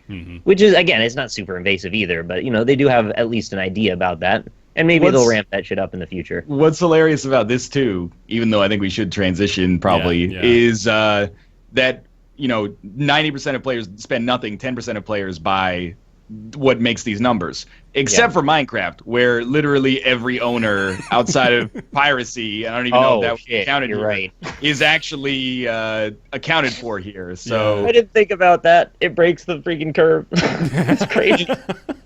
So you're like, okay, like, even though this is a paid product, it's already in the top 25 per user, which is hilarious. So effectively, if you wanted to put that number in context with the other ones, you would have it at like $60 per player. Yeah, now that you didn't put it that way, geez. I mean, that even still, that's only going to be in like the top 24, not even really pushing it up that much higher. Move it up a little bit, but... Man. All right, well, yeah, we should go ahead and transition off. That is... It's very fascinating. I was really happy to see this info because I am really curious to see where this goes. I think mobile gaming is just a whole new fucking ball game, man. All right. Let's get back to the purity of console life, though. Here we go with the PS4.5, as it is colloquially being referred to. Sony has sort of hinted, sort of gone through the underground viral marketing grapevine of alluding to the possible release down the road, probably later this year, of a PS4.5. Now, this is probably not that startling to those of you who have owned PlayStation consoles in the past. I think apart from the PS1, they provided a remade and smaller version of every major console release they've had since the original PlayStation came out. The PlayStation With the 2 same was, specs. yeah, more or less. Like, so the PS2 had the big fat PS2, and then followed up with the PS2 Slim a couple years later. PS3 came out, was big and fat, and then a smaller one came down the road a couple years later. We got the PS4 just came out a couple years ago. It's about time for a smaller version, wouldn't you say? I think it's about right down the pipeline. There was a slim PlayStation 1, by the way. Oh, there was? Yeah, there was. There was a mini PS1. It was a little bit more bulbous, but smaller. That's good. And there was actually a third iteration of the PS3, which looked really weird and had like a slidey mechanism. Yeah, wait, no, I think I have that one actually. Oh. Yeah, no, I Yeah, think that was there the was Gen 3. That was a weird one. Yeah, so there were 3 PS3s then. Shit, that is even more damning. So the rumors swirling around this right now are there's a few focal points. The first one being 4K. So they are looking to ideally have the PS4.5 play both games and Blu-rays in 4K resolution, which would be a massive step up, right? Like, goodness, that... I don't see how that's going to happen when PCs can barely do 4K. Exactly. I'm a little Movies, skeptical sure. about that. I can see them doing movies, but games, there's just no fucking way. Unless it's just upscaling to 4K, maybe. They got like SLI 980 Ti's. Yeah, there's no way. There's no fucking way. Well, that they it's gonna do game say in 4K. that they are looking at CPU and a GPU that are like twice as powerful as the predecessors, which Even at mediocre twice. gaming PC. right. Even at twice as powerful, isn't it still not even quite enough for 4K? Because like top-end PC can't do 4K reliably at 60 FPS. If you have, Or maybe they're not targeting 60. If you have 2 NVIDIA 440 cards in your system, then that basically equates to an NVIDIA 880, right? More or less, that's how the math works out. That's a joke. Are they I don't think that's upscaling? actually how it works. That's what I said. That's what I just said like a little while ago. I'm like, the only thing I could think of is they upscale to 4K, maybe, but It's going to be 1080p, but with 4K under it, if that makes sense. Right. Sorry, this is really awkwardly complicated. Yeah, no, it is. So the other focal points, the PlayStation VR, of course, is probably going to be incorporated quite heavily into it. And yeah, I think it's mostly hardware stuff at this point. I'm not even necessarily concerned about the specs. I'm more want to know, like, do you guys feel this is sort of a bad thing that PlayStation keeps doing? That's sort of my personal take on it. And then also B, like, what would you be looking for in a PS4.5 that would make you think, this might be worth the upgrade? Why do you think it's a bad thing? Why do I think it's a bad thing? I don't like the pattern they've established. They sort of have like an Apple approach to their console launches, it seems, where they keep taking what they've got and just making it smaller and a little better. And I stopped buying into that a long time ago. I stopped buying into like the annual cyclical purchases of new technology, and I kind of feel like I've just been duped a few times by PlayStation, because while I generally have enjoyed my console purchases from them, I don't like that they are continually reiterating this. Not to mention the fact that this all, I alluded to this earlier, but it all sort of seems like bullshit underground marketing. Like, this is almost obviously inserted and then made to appear as though it's like this viral release that they're refusing to comment on. I doubt very heavily that this wasn't meant to be revealed and speculated on around this time. I'm pretty cynical about it. I don't understand, if this is the case, why they would do this now and not simply wait 2 years and just say, hey, let's do the VR thing super right. Let's go hard on VR. And let's just call it PlayStation 5 or whatever else name they want to. And just say, hey, look, it's double as powerful. And also we nailed the resolution. And also VR's a thing now. And then we get all the best of all worlds. And you get a new game console, and it gets the benefit of the added marketing push of it being the next console. Instead, they're sort of shooting themselves in the foot and saying, well, we kind of have this half-cocked thing that we're not sure exactly what the benefits are going to be, but it's like a half update to a thing that specs-wise might not really be possible, and also it'll probably be expensive, and also you might have just bought VR, which comes with an extra box, which now you wouldn't need. So it's like they're kind of screwing everybody in all directions then. Doesn't that seem really odd? Yeah, like a missed opportunity? It seems weird. Do you feel they would maybe benefit better from? Do you feel like they should address this now? First of all, like, is it better to just let it float around? I would like them to come out with specifics. I want to know what is the 4.5 going to be capable of. I don't have a problem with consoles remaking their console smaller, really. That doesn't bother me because I'm not going to rebuy it. If it does what my console already does, who cares if they're trying to just entice people who might not have the console already with a smaller, slimmer version? That doesn't bother me so much. And if it's just going to be the PlayStation 4 with the VR capabilities built into the system, that makes sense too. I'm totally down for them doing that. If it's going to be basically the PlayStation 5, which some people are speculating is what they're going to end up doing with it, then fucking just come out and say it at this point, because all this speculation isn't doing them any favors. I don't really have problems with re-releases. Like, the only one I had it wasn't even a major problem, was with the 360 Pro or Elite, because the old 360s were breaking like constantly because of Red Ring of Death. So it was an improvement in that it was built better, and it should have been like that from the start. Right. But just re-releases with smaller consoles don't really bother me. I agree with Mathis. Yeah. I kind of like could not care less, I guess. I feel no need to buy a new PS4. My first Xbox 360 was the thick white one, and it broke, and then I got an Elite bundle, and I was like, the Elite is a much better console. Like, I was glad it existed, but if I had been able to use my original Xbox 360 for longer, I would have just kept it up. So, like, the existence of a PS 4.5 doesn't really affect me unless they start making stuff PS 4.5 exclusive, which, I mean, maybe it could be like a Nintendo 64, like the RAM upgrade, the expansion pack. Yeah, where you like. Yeah, I remember that. Yeah, that was a bummer. Like when you buy Perfect Dark, and then you're like, oh, I can only play against bots until I get the expansion pack upgrade. But for now, I don't really care, I guess, until it becomes relevant for me. Right. It's also like the new 3DS, right? I mean, there's like 4 games that take advantage of the fact that they upgraded the hardware in that, which just sort of splinters the user base and makes it really confusing for people marketing-wise to know what they need to buy to get what. And that's why I feel like it's an especially bad marketing decision if they're going to go that way, unless they make a really obvious set of reasons to want to buy this thing. Well, would it be the PlayStation 4.5, or would they come out and just be like, this is the new PS4? I guess is where I would. I don't know what that means. Well, I mean, like when you say PS2, for me, I don't think of like the second model or the first model. I just think of the console itself as like an abstraction. Like when you said Xbox 360, 9 times out of 10, I picture the original white model. But then Mathis mentioned the Elite, and I was like, oh right, that existed, but there wasn't really that much benefit to having, or there was some, I forget, it was like much larger hard drive space and like faster load times or something, but yeah, it was like incrementally better, but generally it wasn't gonna, it would, like, the graphics were not gonna be better or anything like that. It was an iPhone upgrade. Well, There's a difference between a form factor upgrade and an actual hardware architecture upgrade, and they need to make it very clear which one of those two things it is, and that's what they're trying to do. If it's an actual hardware upgrade, it means our PS4s are obsolete.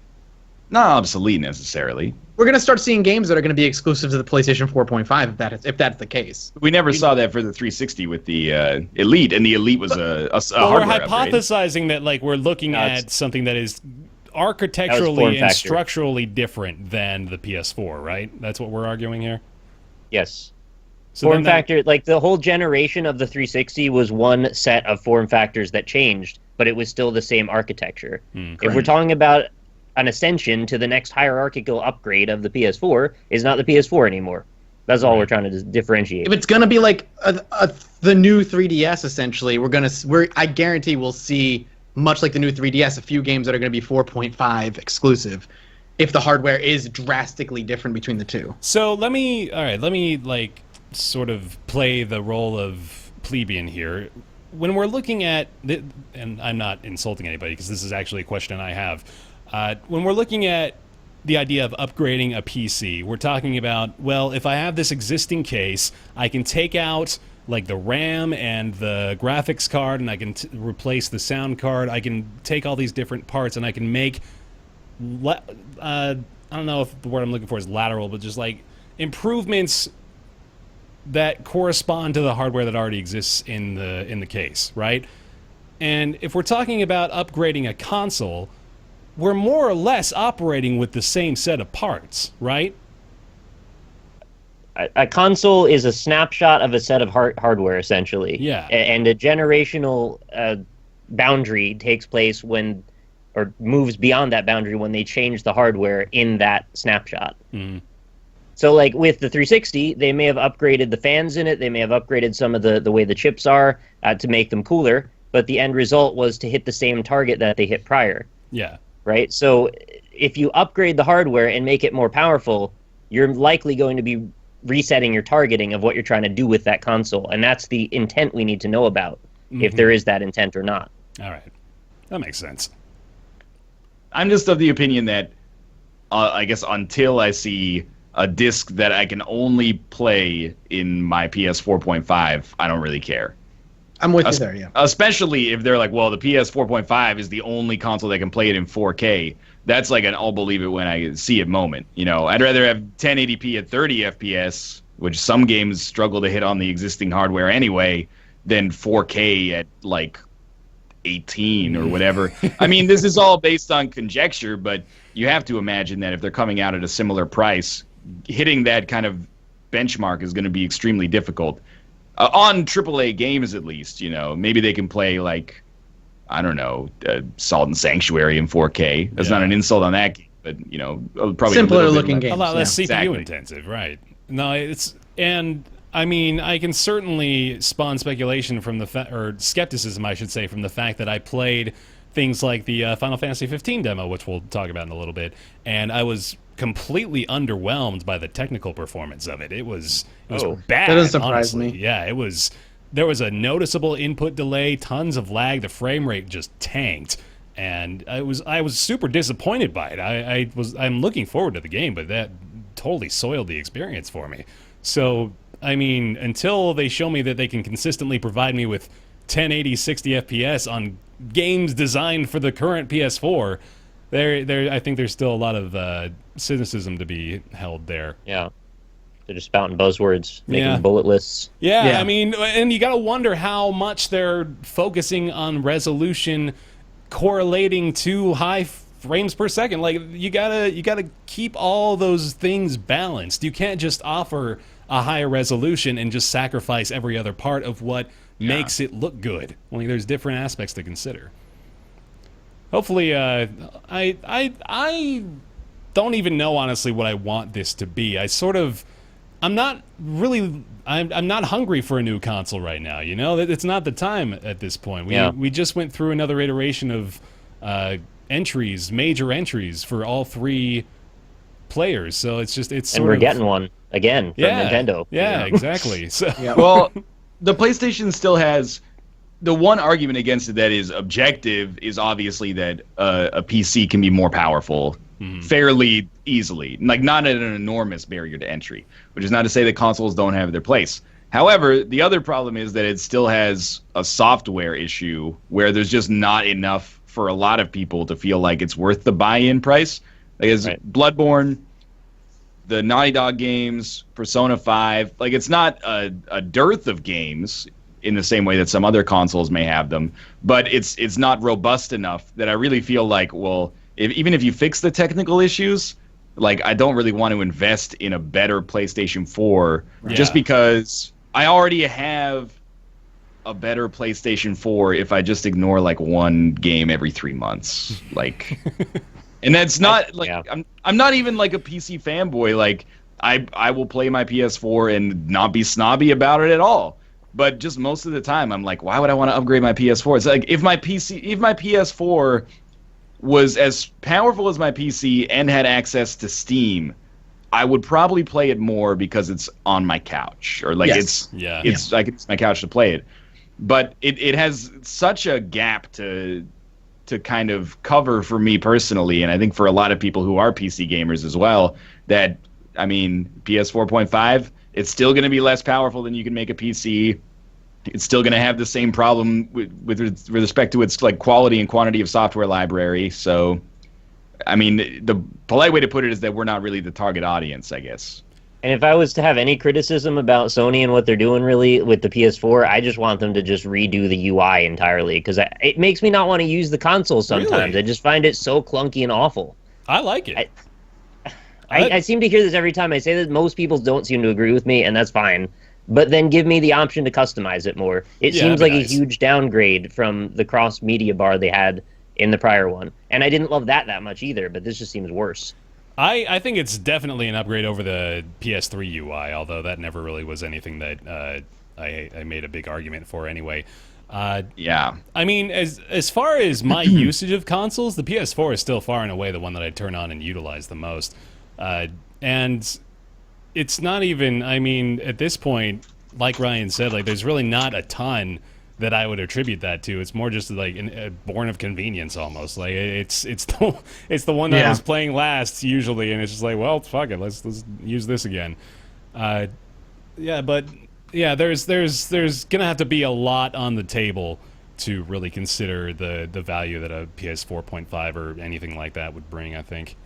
And there's just not, even if we're speculating, there's really not a lot that would. I mean, if it gave me a blowjob while I was playing Final Fantasy 15, I mean, maybe I'd consider it then, but then I've got like the whole marital issue to dance around, and there's a bunch of paperwork there, I'm sure. But still, it's probably, I think, a little ways away from being in our interest. Yeah, that's, again, though, as Ryan mentioned, we're probably not the target audience. I mean, there are like infinity PS4s out there, so like.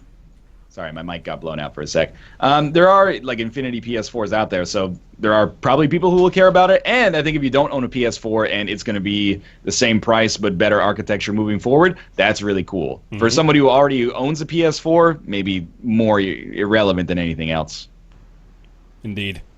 Let's keep on the PS4 sort of briefly here, probably, with Final Fantasy 15. Now, was I maybe the only one that played the demo, or did anybody else check it out? I think you're the one that played the demo. Did everybody watch the event, the hour-and-a-half event? No, do tell me about that. I think I missed out on Absolutely a lot not. God, it was awful. Awful? Oh, no. It was the dumbest thing I've ever seen. Matt is not liking something. I know, right? So it was the whole point of the event was to announce the release date of Final Fantasy 15. Yeah. An hour and a half of filler bullshit. So they have been developing this game for like a decade. Let's be fair there, right? Not only that, but so the release date had already been leaked by GameSpot. Yeah. And within 20 minutes of the event, they had confirmed that it was like they like made a joke confirming that GameSpot had leaked it. So it was that. It was just, it was awful. And it was stuff like it's where they announced. He's lost for words. It's that bad. It was so bad. Like, and it sucks because the two hosts were Greg Miller and one of the other guys from Kinda Funny, and I love their YouTube channel and I love them, but it was so obvious that like their directions were like, be fucking excited about everything. So they were just like, pumped they are every about time. everything. So they used the event to announce their mobile game tie-in. Woo!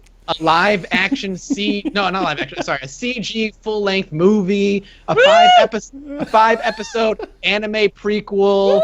The demo was released, and they brought on two of the voice actors for the movie. One of them being Cersei Lannister from Game of Thrones, and they sat on the couch and talked to her. And while they were asking her questions, she kept looking over and reading her lines and what she was supposed to say, and then looking back and making eye contact and going back and reading her lines. She's like, I don't know, Greg Miller. They just gave me all this dumb shit about Gaia to talk about, and I was like, all right, whatever. You're going to pay me. I'll say whatever you want.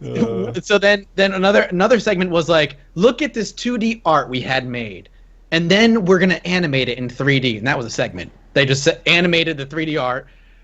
They brought on a guy who wasn't directly involved with the game, but talked to the guys. He's like a Final Fantasy like legend, I guess, in the development world. And they brought him on to say he wasn't involved in the game, but he talked to the people who were involved in the game, and he said they're doing a great job. I was like, all right, that was shit too. Thank God for that segment. That was great. I'm so happy. Thank you for that. And it was just like that level of just why are we having an hour and a half event to say September 30th, 2016. I will go back to the original point of... First off, yeah, that's pretty brazen of Square Enix to release Final Fantasy 15 to compete with TwitchCon. Oh, that was something that was actually being said in the chat that I was. Oh, watching. really? Yeah, they were like, I can't believe they're doing it during TwitchCon. I'm like, do you think they give a shit about TwitchCon? Who gives a shit about TwitchCon? Well, the people Yeah, watching boys, it I'm on staying Twitch, home maybe. and get an advantage. Yeah, there you go. That's right, guys. Don't go to TwitchCon. You'll become the next big Twitch streamer if you stay How home. it and works. stream Final Fantasy All it 15. takes is one game. That's it. Yeah, I mean, Oh. you're kind of not wrong, honestly, but yeah. Ugh, kill me. All right, continue. Okay. My So sarcastic voice, Bear. that was the event. It was really fucking stupid. But you played the demo. How was it, Bear? Well, as I mentioned, it was entirely technically unimpressive. And I'll reiterate that because... Sorry, that's not what I was thinking you were about to say. No, it's fair.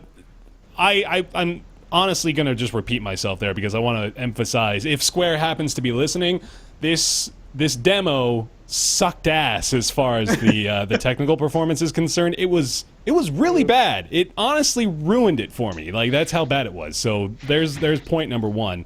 Number two, I kind of like the actual gameplay. So Square has been sort of trying to turn Final Fantasy into an action RPG and trying to steer away from the turn-based battles and that sort of stuff. 12 had more of an active combat system. I know the MMO, I think 14, right, is the MMO. And, and 11. Right, yeah, obviously And that's totally yes. different. And 15 is almost purely an action game. It does... Is it like Kingdom Hearts? Yeah, it's kind of like Kingdom Hearts. It does something different, though, that took a lot of getting used to at first, but now that I've seen the potential of it, particularly I've seen like a couple of videos of people playing the demo and utilizing skills really effectively, I definitely see the potential now in their combat system. It focuses a lot more not on what you would typically come to expect from an action RPG, where you're just like doing different aerial combos and, you know, sort of hack and slashy in a lot of different ways. This, however, it gives you, on the D-pad, it gives you a few of your skills that you can quick select from, but your combat is primarily holding buttons down. So you're like holding down the circle button, for example, and you're just continuing to hack and slash with a sword. And while you do that, you're intended to switch weapons sort of mid-combat. So, for example, you're like three hits into a sword combo, then you like quick switch to a hammer and you finish him off with that big blow. So it Sounds like Devil May introduces- Cry, kind of. Yeah, a little bit like a DMC sort of thing. And it introduces a good amount of variety with what little that you had available in the demo itself. And I am really hopeful for it because the foundation of it is pretty impressive and gives a lot of room to grow. So just the 4 buttons that you can switch between, I mean, I think there's going to be like magic is involved in there. I do want to mention the magic system. I hate it. It's you have to lock down in place, and you have this just sort of terrible, awkward angle aiming system that it's not like you go point by point. You don't like aim with your joystick to determine where exactly you want to go, and that might have something to do with the input 15-degree delay angles? as well. Yeah, it's really weird. I don't like it at all. I hope it's just sort of I just hope it's not like that at all when the game comes out. Honestly, I hope it just completely changes. But I really liked the switching between weapons, the different sorts of moves that you could utilize. So I'm excited about the gameplay. I think it's going to be good. But the performance was ass. The performance was just so terrible, and I'll say it a third time because I want to make sure people hear me. Like, good God, if it plays anything close to that level of abysmal performance, I'm just not going to get it at all. Like that, For what it's that worth, alone. Chad is saying it wasn't bad, so I'm not really sure where that's going on, but there's discrepancy apparently. As far as the technical The performance? performance, yeah, they're saying they had not the same issues you did. Okay, so I've read a few people saying that they've been fine and a few people saying that it's been pretty bad. So I will see that maybe it was my particular experience that was so awful. But You got to hit the turbo button on the PS4, man. I suppose, yeah. You know, You these didn't are, put in that expansion pack in the front. it's until I see this opinion validated by at least a few people online that I start to think to myself, maybe I I'm not doing the whole playing a console correctly. Like, did I not plug it into the correct HDMI port? I don't know what I'm supposed to do to optimize my console gaming experience, but I'm not doing it, I guess. You got to upgrade your PS4, man. I do, yeah. It's PS4.5. 4.5. This is how they're selling me. God damn it. Only going to get 30 FPS and above on a 4.5. Otherwise, you're going to be running at 24 and lower.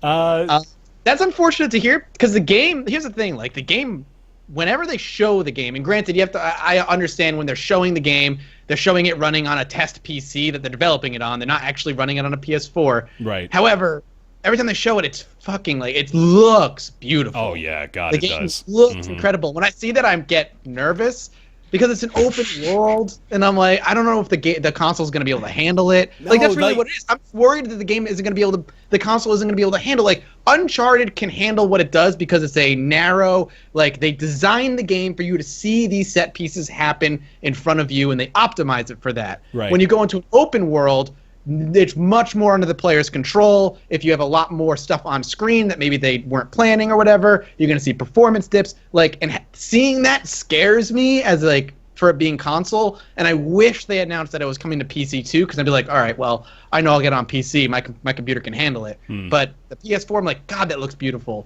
That scares me because I don't know how it's going to. Just watching it now, man. Like, and Ryan, you laugh, but like, think about back when we were watching the Star Wars Battlefront trailer last year's E3, and like, we were looking at this beautiful game, and we're saying, No, this I was isn't even just- going to come fucking close. I felt bad when I laughed, but I just had such a visceral image of Mathis getting actually physically scared watching the Final Fantasy 15 trailer. Yeah. Being like, this is God, scary. No.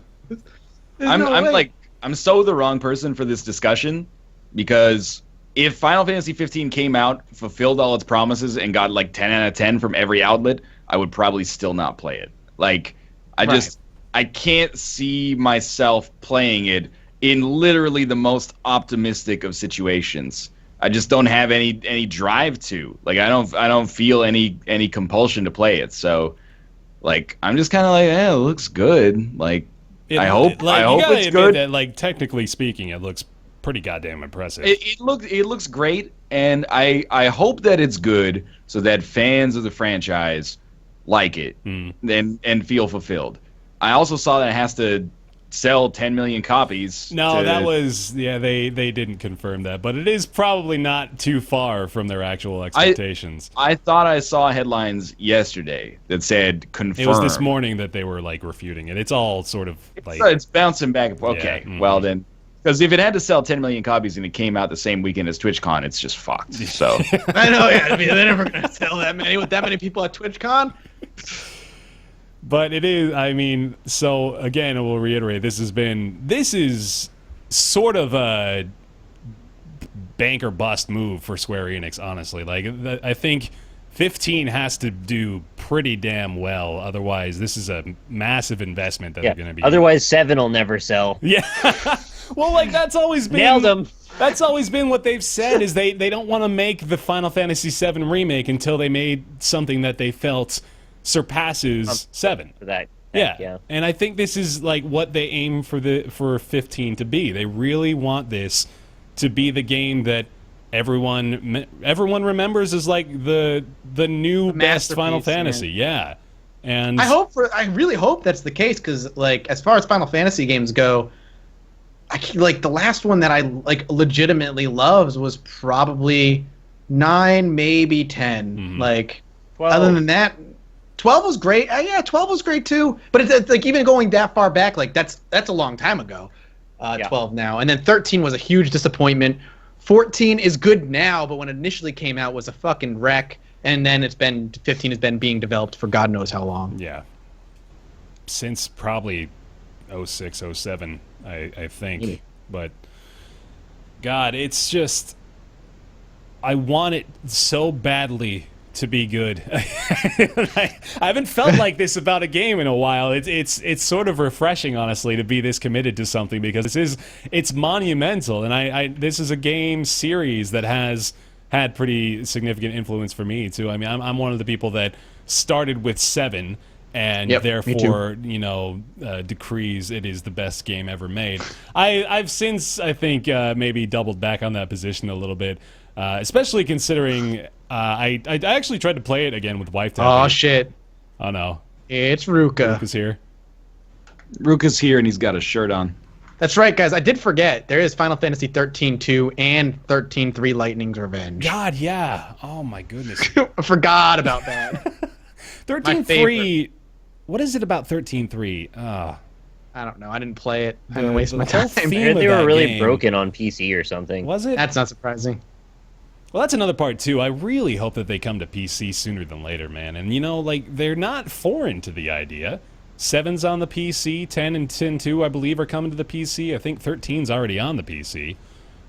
Yeah, it is. And they've got to get some 13 exclusives, though, man. That's the whole point. I guess so, yeah. We're in a time where exclusives are becoming way less and less a thing. I hope that continues. Looking at the discussion of crossplay, that would certainly indicate that maybe we are beginning to see a shift away from the console wars and more looking at the console love fest. You guys How heard, does right? Final that- Fantasy 13-3 Lightning Returns have very positive reviews on Steam? I thought the game was trash. I don't know if it's bad. I feel No? like there's some sort of little the core gimmick. of it wasn't. The core of the series wasn't great, but people might like the games individually regardless. Yeah, you might be right. But you guys heard, right, that there was going to be some kind of potential interplay between PS4s and PCs, that there's like an app that you can get to Really? stream your Oh. PS4 to your computer. I did not hear that. No. You didn't hear that? Nobody out of the four of you heard that, or the three No, I of you? did not. Ruka heard it. Yeah, Ruka must have. Luca's just chilling. What's the app called? There's like a beta of it coming around at some point in the next couple months, I believe, but I'm not sure what it's called. Huh. Wonder what the benefit of that would be, just streaming a PS4 game to your PC. Nothing. I'm curious, I could see streaming my PC game to my PS4 and playing it on my couch or something. That's Yeah. great. But So nothing. you could have your PS4 could I capture the in- footage?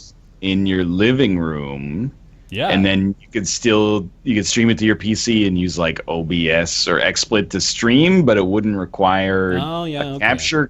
capture card or All something. right, Mhm. I see the road you're going down. I might afford you that. Easier Bloodborne playability. That's the basic benefit. Potentially.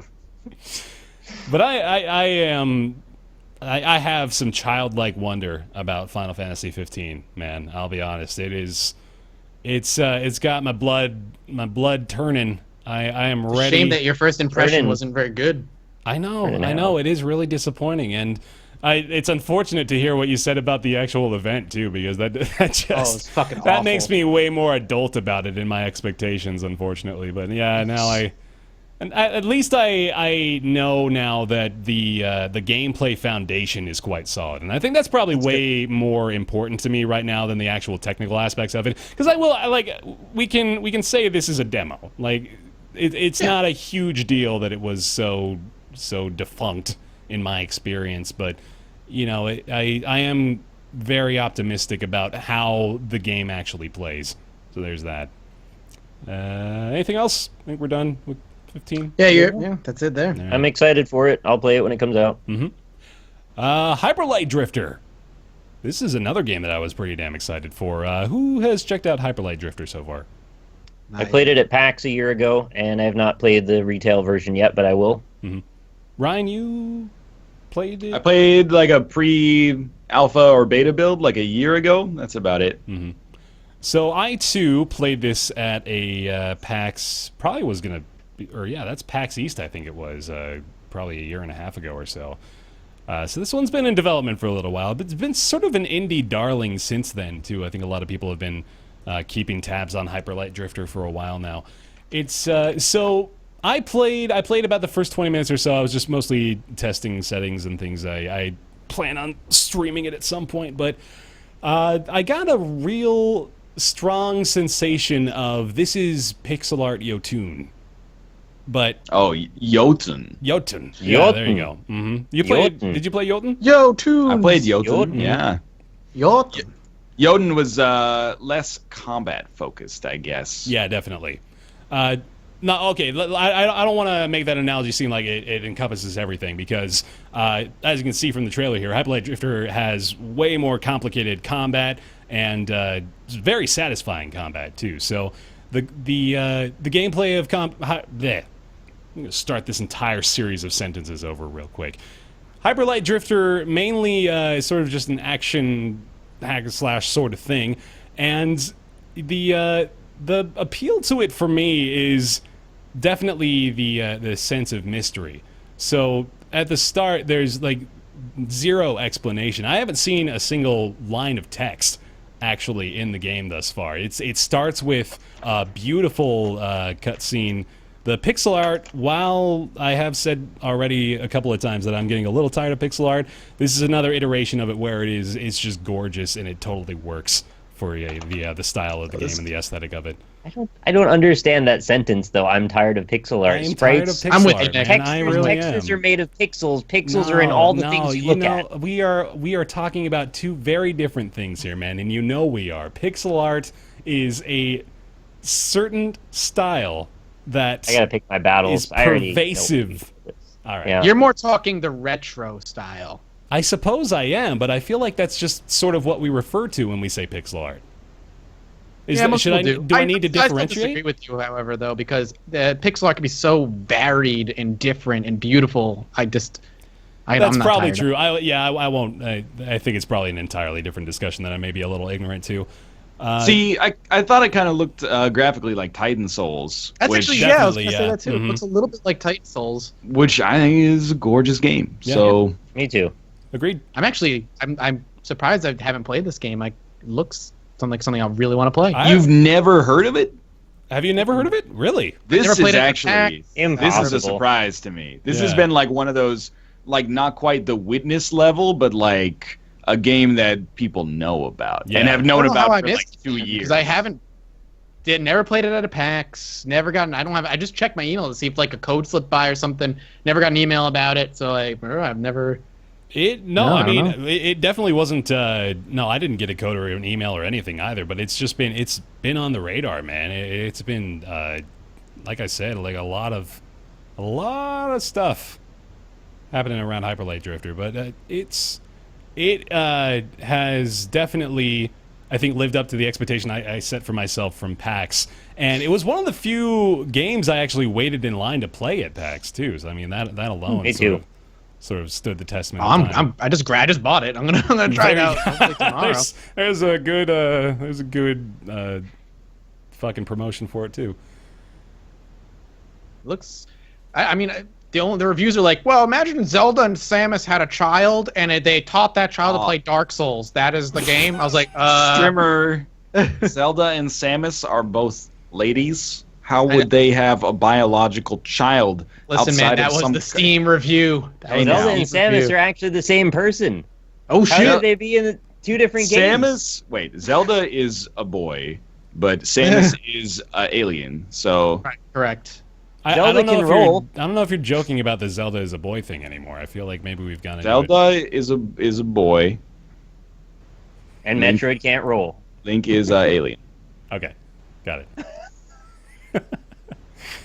Hyper Light Drifter, I sort of just don't even want to necessarily spoil too much more about it. It is, I think, if you enjoyed Titan Souls, if you enjoyed Jotun, if you enjoyed, I'm trying to think of maybe like one more indie game I could compare this to. There's not many. It is sort of in its own area, but Titan Souls honestly is probably one of the better comparisons. But I felt like I was playing Jotun in the first 20 minutes of Hyper Light Drifter. It had like a very mysterious and fantasy vibe to it that works quite well. It definitely drew me in and got me really interested, and I'm definitely going to be playing more of it.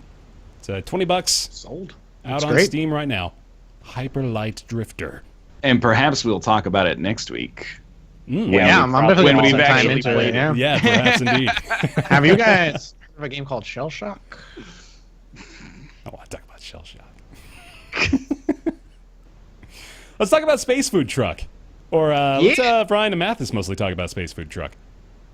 Go ahead, man. Fine, you'll please feel free to try and explain this, because All right. Space Food Truck is a deck building game akin to Dominion. It's a digital board game that is, is a deck building board game that is now available digitally with online multiplayer. You can play it single player. It's class based or role based, not unlike a game like Pandemic. And if you play it single player, it's a little bit like Tharsis with less RNG to some extent, less overt RNG. But if you play it online, which is more fun, it actually is like a good online board game experience. And I appreciate that it's not in Tabletop Simulator, so that the rules are actually coded into the game and it has kind of its own unique art style.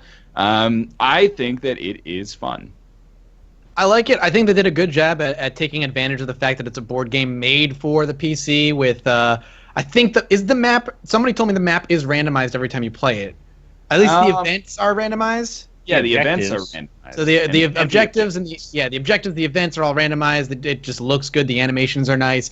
It's really one of those games too where like failing is fun because when you fail kind of hilariously for the most part.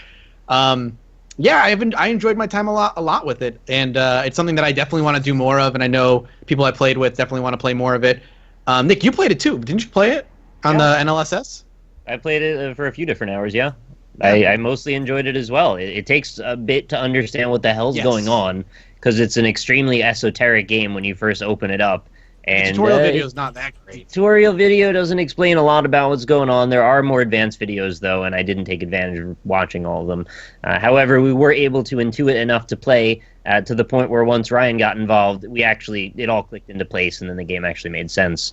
I do appreciate that there's 4 discrete roles that all complement each other, and you can really enjoy playing one and not another, so you can find something that suits you particularly to your taste, and then you've got to actually work together as a team to accomplish these goals of building the proper deck to create, cook, and deliver the foods that are presented at the top of the screen. It's a really difficult game to explain what the hell it's about, but if you play 1 or 2 games of it with somebody who knows what's going on, you'll probably get into it. Although I have to say the game length is a bit on the long side. Yes. You got to be a bit patient.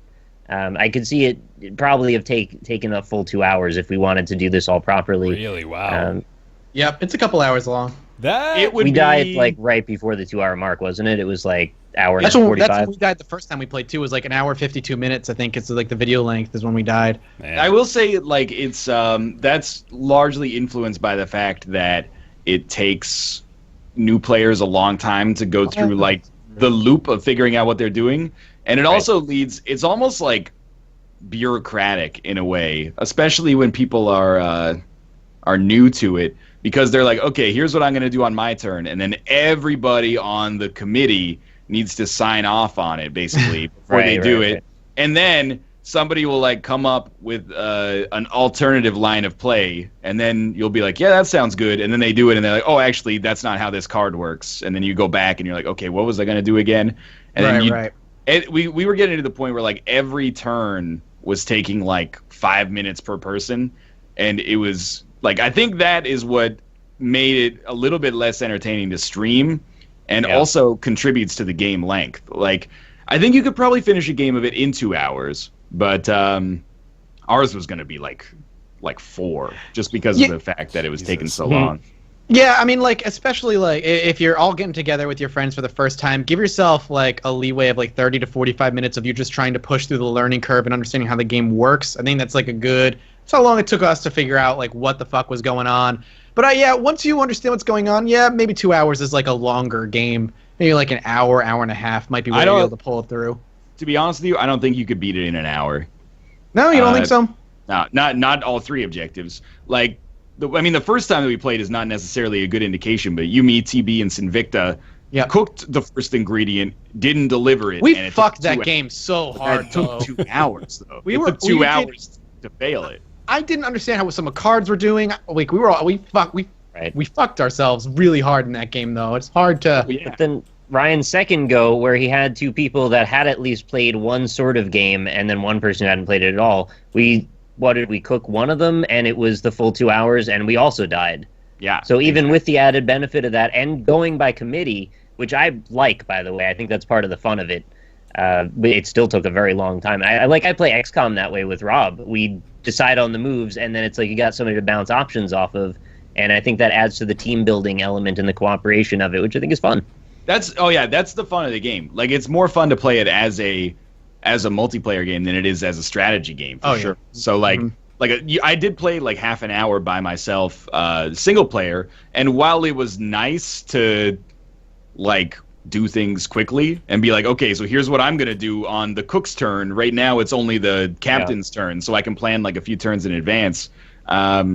It's okay, but it's meant to be played more multiplayer. Like, you would never play Pandemic by yourself. You could be like yourself. Yeah, I'm gonna play all 4 roles of Pandemic. I'm gonna play. It's too slow for me otherwise, right? I'm gonna go and play the Game of Thrones board game by myself against myself. I would never play Space Food Truck by myself. That's not a shot against it. It just isn't the way I would want to do it. And it's really fun. What I like about it too is I mean, it depends. I guess like you saying it would maybe not a stream game, but the events are really freaking silly and make for some really entertaining like immersion gameplay when like your evil doppelganger shows up and stuff like that. That stuff can make it really fun, and I think it take itself seriously, which I like. I think this is pretty inside baseball, but I think it's entertaining for the players, but not as entertaining for people watching unless the players know what they're doing so cold that every turn doesn't have a huge discussion about like, okay, I'm going to play my taste test and then burn this card, blah, blah, blah. Like, I think it's one of those games that is not really good as a background kind of distraction in games, like or in streams. Like, if we were to play Monopoly or something, everybody, you roll, you land on a space, right? Like, this was way more. It was like when we played Forbidden Island, but even like a little bit more mechanically involved, I think, than Forbidden Island. Yeah, because the permutations that you can do are just a lot larger. But I mean, I do think it's good. I think it's maybe not super suitable for streaming, but it's fun. It's a good game. Make a YouTube series on it. How about that? I think on YouTube it would be well. I mean, you can do whatever you want. I did well for YouTube, but random. It was good. It's a good game. I suggest it. It's what, $20 for a 4-pack? I think if you want a 4-pack. I think it's $20 per game. Yeah, I don't think they got a 4-pack on right now. Looks like just $20. Oh, what am I thinking that has a 4-pack that I would be? Shell Shock. Oh, that's exactly what I'm thinking. Actually, Shell Shock. They should sell this game in a pack, though. I'm at the point where I'm like, why? If you're a multiplayer game, why wouldn't you sell it in a 4-pack? Yeah, I agree. I don't know if maybe that's on. Yeah. Maybe it's on Steam's end, but like, especially considering that it's $20. Like, if you bought a board game, board games can get pretty expensive. If you bought Pandemic Legacy, that's like $50 or something. I was talking to Bear about this the other day. I recently picked up, I don't know if you can see it, but I just picked up Star Wars Rebellion. It's a board game. It's a $100 board game. Yeah, man. It's ridiculous. But so I mean, like, this is getting up there, and you're not getting anything physical out of it. Exactly. And you need 4 copies of it, not 1 copy, to play between 4 people. So a 4-pack that's sold for $60 instead of $80 would be awesome. Man, technically, you could screen share 1 copy between 3 other people. We talk about the exploitation in the mobile game industry. How about these fucking board game makers charging $100 for this shit? What's wrong with them? It's a niche product, man. Yeah, I know. Yeah, I'm just joking. People always want to buy Monopoly for like $30. Like, Pandemic Legacy is so good, and people who have played it are all believers. But people who have not, again, there's a peak there. Sorry, people who have not played it are like, well, it's $60, but you can only play it 10 times. Like that. That's $1.50 per play for 4 people. Right. It's worth it, man. These goddamn value propositions. When will they end? Get out of here with your logic. Force Showdown. That'll be the next game we talk about here. Nick, you're the one. That's you're the one. Dude. That's me. You're the guy. I had to guess on that one, but 25% chance you get the right person, and you probably eliminate yourself from there. But anyway, so Force Showdown, it's a bit of a difficult one to explain, but I'll take a shot at it. It is a twin stick shooter with a card-based mechanic, procedurally generated to a certain degree, made by a developer Beta Dwarf. Now, the premise is you're participating in this game show, essentially, and you're meant to fight up against these titans, each of whom have their own little Titans domain made up of 7 floors and that boss fight. During the course of those 7 floors, you're meant to build and propagate a deck of cards to give yourself stat boost to thereby overcome the boss by the end. Now, each one of the campaigns is structured so there's a few of these boss fights leading up to one major boss fight. There's like small levels of progression and then a meta level of progression that happens during the case of one of these campaigns, which can take up to between a half an hour and an hour, depending on which one it is. I had a fantastic time playing this. I should specify, of course, I did participate in a sponsored program with it. They paid me to play the game. I enjoyed the game before I took that deal, and that is the way I will be doing any and all sponsorships going here on out. And of course, I will mention them every time as well. But I really thought it was a fantastic game. There's 4 different character classes, tons of cards to unlock. You can customize a deck that you feel suits the way your playstyle works. The graphics look a little bit like League of Legends-y, which I normally don't like, but in this case, it didn't hurt it. It felt right. Maybe more so I should compare it to, like, Torchlight, perhaps. It's sort of like a fast-paced Diablo-style gameplay, but twin-stick shooter element. So, all in all, I definitely recommend it. I had a great time with it. I thought the name Beta Dwarf sounded familiar, and the name Forced, and it turns out that's where the game came from. This is their second game. Yeah, so Are you telling me the Forced Showdown guys made Forced? I couldn't believe it. Yeah, I just found out myself. What? So Forced came out in 2013. I actually did a video on Forced back when it came out as well. It was a pretty good game. Really I fun. enjoyed Forced when it came out too. Yeah, it was a I fun didn't kind play of. Forced. Can you tell me what it was about? I don't know anything about it. It was more or less probably the same thing as Forced Showdown. I mean, it was a 1 to 4 player co-op, overhead camera angle, kind of the same style that you've got in Forced Showdown, it seems. So I don't know really if it's entirely changed No too cards. much. There were no card. Oh yeah, building that's true. aspects, Yeah, there was no so. card-based battle systems. It was yeah, more like you're going through levels that have puzzles and enemies, and you're trying to figure out the puzzles and deal with the enemies at the same time. Right, It gets you to a boss fight. You kill the boss, then you go on to the next level and do the same thing. Figure out puzzles, kill enemies, destroy boss. Right. It was good. And Ruka's back. Why is Ruka wearing a shirt? So it controls his shedding a little bit. He's going crazy. He actually likes it. Tomo's not a huge fan. That doesn't surprise me. Tomo just comes. I don't know. He's funny. Our dog's going through shedding season 2, but we combat it by doing laundry every 3 days. All right, Forced Showdown. I believe that's it, right?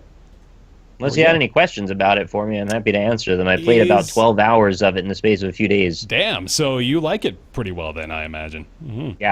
Yeah, no, I was super into it.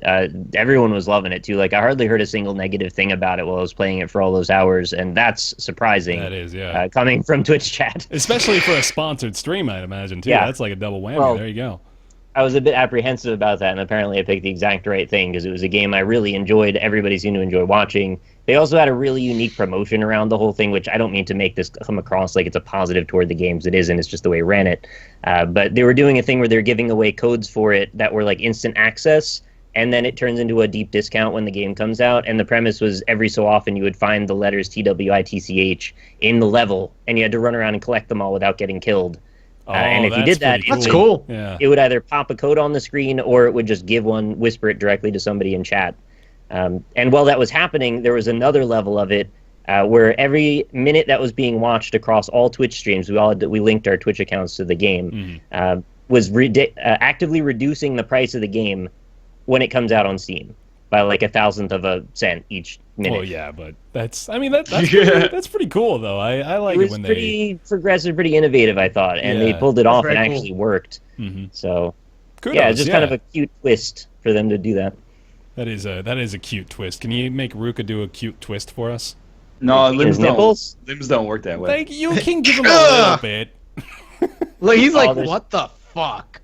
Orso Mouse said it was only an extra 25%. I used the word deep discount because that's what they described it in the press release, so I assume that's what they meant. Man, deep discount. That's just dirty 25% doesn't sound deep to me. I love deep discount.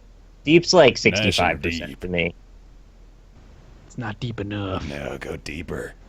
Need a deeper discount. We need to go deeper. All right. That's going to bring us to everybody's favorite segment. It is Ask Roundtable. Wait, here's the slate for it. And then we go to the Ask Roundtable segment. It says, first off, thanks to everybody on the podcast for the content they provide. You're welcome. Question. Thank you. We are seeing more and more reiterations of the same games and genres over the past few years. What kind of new game genre or mix of genres do you want to see in the future? Thanks, Austin. Thank you, Austin, for your question. What kind of hybrid genre are you guys looking forward to, or just like a brand new genre of games you want to see in Open the world future? RPG MOBA. Oh fuck. I got nothing. I was just kind of threw that out there. I don't know how that would work. So let's take like let's make the worst mashup possible here. Now that you got me going down this road. So we've got the front runners right now are the MOSAs, the Mimosas, Yeah. which are the massively Mimosas, multiplayer online survival arenas. You've got your the MOBAs are still pretty prevalent. So you probably need to make a MOBA MOSA at some point, right? A MOBA Mosa? Who's making the MOBA MOSA? It's the Sounds multiplayer complicated. online battle arena multiplayer over solid acrobatics, something like that. You can make that Over happen. sullied acrobatics. I need the culling mashed up with Dota 2. Where is that? Where's the The dulling? dulling. Wow. We did Crypt Almost- of the Necrodancer. Why not a rhythm-based MOBA? DDR each other to death. That I honestly kind of like that. That's sort of compelling. It was meant as a joke. You weren't supposed to like it. You have shown us exactly how new genres are spawned Oh. with this I level don't wanna be of an innovator anymore, sardonic Daddy. New genres creativity. are spawned by people going like, people really like the mod this guy did for this game. Let's make it and then charge people for it. New genre! What about a battle royale game that is not is not set in like the current era? What if it was set in like a fantasy environment? Ooh la la. Yeah. Tell me more. I have my wallet out. I'm ready to go. So basically what you're saying is dress everybody up in the culling in old-timey gear and just take the guns out. No, give him magic, man. No, say like we had Far Cry 4, right? But we gave them like bows and arrows and a spear, and we threw some mammoths in there, and we can just use Like the Far same Cry map, with you know. swords. Yeah, they won't know. Look, man, I have an actual Honestly, though, legitimate like, that's answer. actually- that could be cool. Oh, like, please, God, give me a legitimate answer. Yeah. Yeah. So Right, yours is not legitimate, sorry. there's the two sides to this. The one side, like, I want new things that we never even thought of to be a thing. But Yeah. the other thing is, based on what we actually have to play with here, I want to see a life management style game, sort of like an Animal Crossing or like a Stardew Valley Harvest Moon, crossed with an open world game the scale of GTA 5, where the emphasis is not only killing, the emphasis is that you can enjoy the pleasures of a walking sim as well, where you can take a walk through the Proteus woods and enjoy your time outside with friends in a virtual environment. And I don't mean Second Life, because I know everyone's going to say that. I want it to be a more gamified environment where there's actually things to do, and it's not just about what freaking models can you import into the world, right? They've got to give you the tools to play with in the sandbox. And I think it would be really interesting to see where people go if you have to have like a sim-style day job to keep your house, and you still, like, you can go down to a really granular level, customize everything about where you live and the people you're with and what you want to do on a daily basis, and you got to check into it, or your family goes to shit and everything falls apart. I think that could be fun. I was going to say, how I close are we honestly- getting to just like an 100% simulation of his existence? Like, we need to That's go what it Dwarf is, and Fortress then style they- on this. Port it to VR, and that's where we're going. Yeah, with And it. then there that's you it. You plug in and you're done. Somebody actually brought something up in chat that we haven't really seen. What, like, I think I would like to see is like a true MMO FPS. I know we've got like Destiny and The Division, which are like hub world multiplayer kind of MMO lights. Planet I would Side lo- 2, man. Planet Side 2 is not that at all. It's a joke. No, Go I would ahead. love to see like a true MMORPG with like the FPS gameplay mechanics. I think that would be.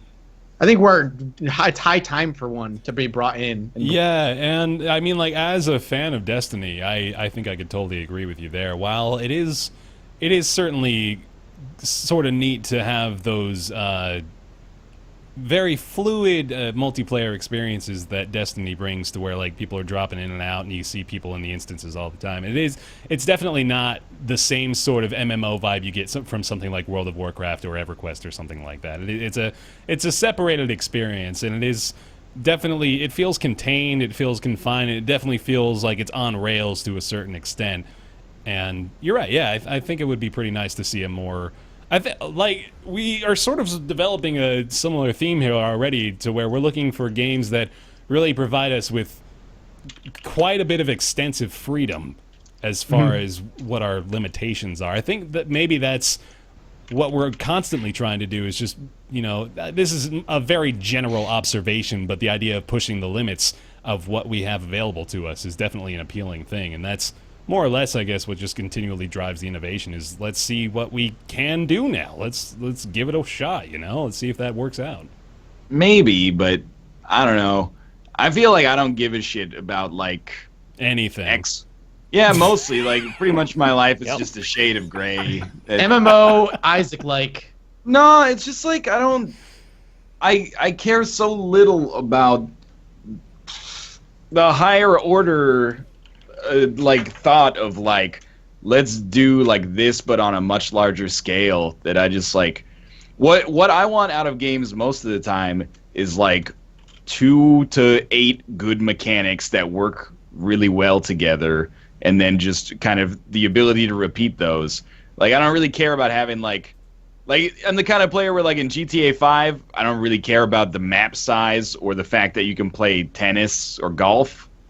I like that stuff. Meanwhile, me and Nick are going to be going on a bike ride through GTA later. Yo, literally an hour after the I'm not stream, even gonna we've lie. already I'm planned actually it, for like real. really excited for that. I enjoyed your bike ride last time. It was like the most relaxing thing. Hello? Are you still here? Yeah, hi. Yeah. Hi. What's up? No, we're not. Ruka stepped on my power button, but I stopped it in time. Well done. Good job. But I lost chat. No, all right. That's all right. Well, what's your you don't have to like our idea. What's your genre crossover? What are you hoping to see? I don't know. Like I don't know. I don't think about stuff like this. Like I don't daydream about like what the future of gaming holds. Yeah. I'm just more like, hey, this is good. Mm-hmm. Like I don't know. Like I don't really have like an ambition to be like, it'd be really cool is if you made Minecraft but with great graphics. Wouldn't that be amazing? And I'm like, well, does it play better than Minecraft? Or does it play worse? Like it doesn't matter to me. Stuff is kind of like incidental to how much enjoyment it actually is. Like to some extent it strikes me as like chasing the high.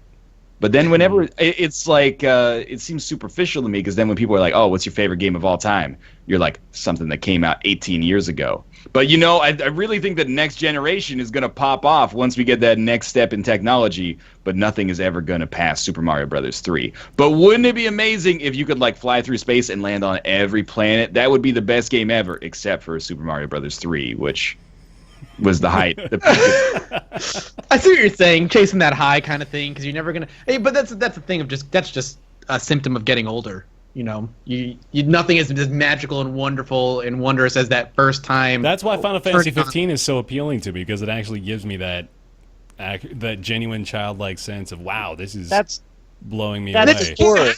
I think that's good. Yeah. Yeah. That's the core of all of it. Is we're chasing the idea of wonder, exploration, and discovery, and we find that every time there's a new genre, every time there's a new concept we can't quite wrap our heads around, that's where those moments happen. That's why Minecraft lit that up in so many people, and that's why people are so obsessed with the concept of a better Minecraft, because they just want to experience that again in a different, more detailed or more varied world. I'm not saying that, a game will come around again where that will happen and people are going to be blown away and then we're going to see a ton of stuff. I think that's why, hopefully. Yeah, and I think that's why so many people have invested in like money into Star Citizen, because Star Citizen is like that dream sci-fi, ship game that really the mechanics aren't like they're slowly coming together, but the dream is there. People are chasing that dream, which is, it's fine. Yeah. Ryan's like, my dream was Isaac. I got it. I'm done. There's nothing wrong with it. I guess like I don't know. No, I think you've got a different mindset than I think the three of us. Where you're a programmer, so I think you like as far as the mindset goes, I'm more referring to like you see things more analytically. You're a Vulcan. Yeah. I just don't care about like imaginary games, which is, I don't mean imaginary to be like diminishing. I just mean it like, okay, what if there was like, what if there was golf, but every blade of grass was like actually animated by itself? Was actually like, Super Mario Brothers 3. Right. What if golf was actually Super Mario Brothers 3? But I guess I just don't. I see a lot of that stuff as incidental to the gameplay. But what Nick said does ring true. That I think the reason I really like the culling right now is because it's novel to me. And the reason that survival games have been so huge is because stuff like DayZ and Minecraft was novel to people to the point where it was like an obsession. And I can relate to that as well. But I don't know. I guess I don't know that stuff until it hits me. Like, I don't know what it would be. Like, Dark the Souls idea, is the same way, right? sort of, but I don't know. I feel like Dark Souls is not ambitious in concept. Like, it's not conceptually ambitious. Okay. Yeah, I can agree with you. In a way. Mechanically driven mostly. Yeah. And that's what I look for. Like, that's why my answer would be boring. I would look for a game with really good pacing. Wouldn't it be nice if a game would come out that had really good pacing? And like that's not a good Not a boring answer. It's just it doesn't really address the People question. instead they want to hear like, oh, I want the graphics of The Witcher 3, and then survival mechanics, and then a first-person shooter where you actually have to have like receiver-type mechanics where you reload your gun manually with a series of commands, and everything's. And every 4 hours real time, you have to eat a can of beans, and then the proteins get digested in your body, and those go to make more muscle mass, but the carbohydrates get converted to, glucose, and then into ATP. We already talked about macronutrients today. We can't talk about it more. All I'm getting is like I feel like the tendency is to trend towards more realism to an extent that I find almost absurd, except in Dwarf Fortress where it's funny. The point I think we're missing, though, is that the reason we want realism, quote unquote, the word that we use, is because we want diversity. And we don't seem to not have the ability to equate those two things. For a game designer, when you hear realism, you hear, I need the highest resolution textures possible and the best physics interactions. Those things get played out because you understand the concepts of them. Diversity doesn't get played out. And diversity is the unattainable goal in game development. Diversity is why we love procedural games. Yes. But the thing is, it's working from a limited sample size, and eventually we do see all of it. But that's why I think that shit sticks with us so well.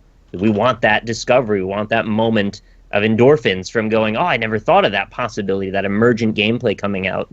So that's what I want to see, is more of that diversity. Yeah. I have this horrifying future vision in my head, and it's like us at 70 years old, and we play a game. We play a game, we're sitting down, and we're like, all my friends are dead, so I'm going to play this game. I'm just setting the stage. This is getting really sad suddenly. And we boot it up, and it got a 10 out of 10 from Space GameSpot, and we're like, oh my god, it's finally here. And then you, like, go into the forest, and you, like, pick a flower, and then you come back in, like, 6 months, and there's a new flower there, and you go, oh, we finally did it. We did it. And then you just go, now what? Like, okay, well, we've modeled, like, real life. Now what? I'm 70. I got what I needed. I'm almost dead. Yeah, My life exactly. is over. Let the new generation figure out what the fuck to do now. We've achieved the pinnacle of existence. I mean, I guess so, but... I kind of...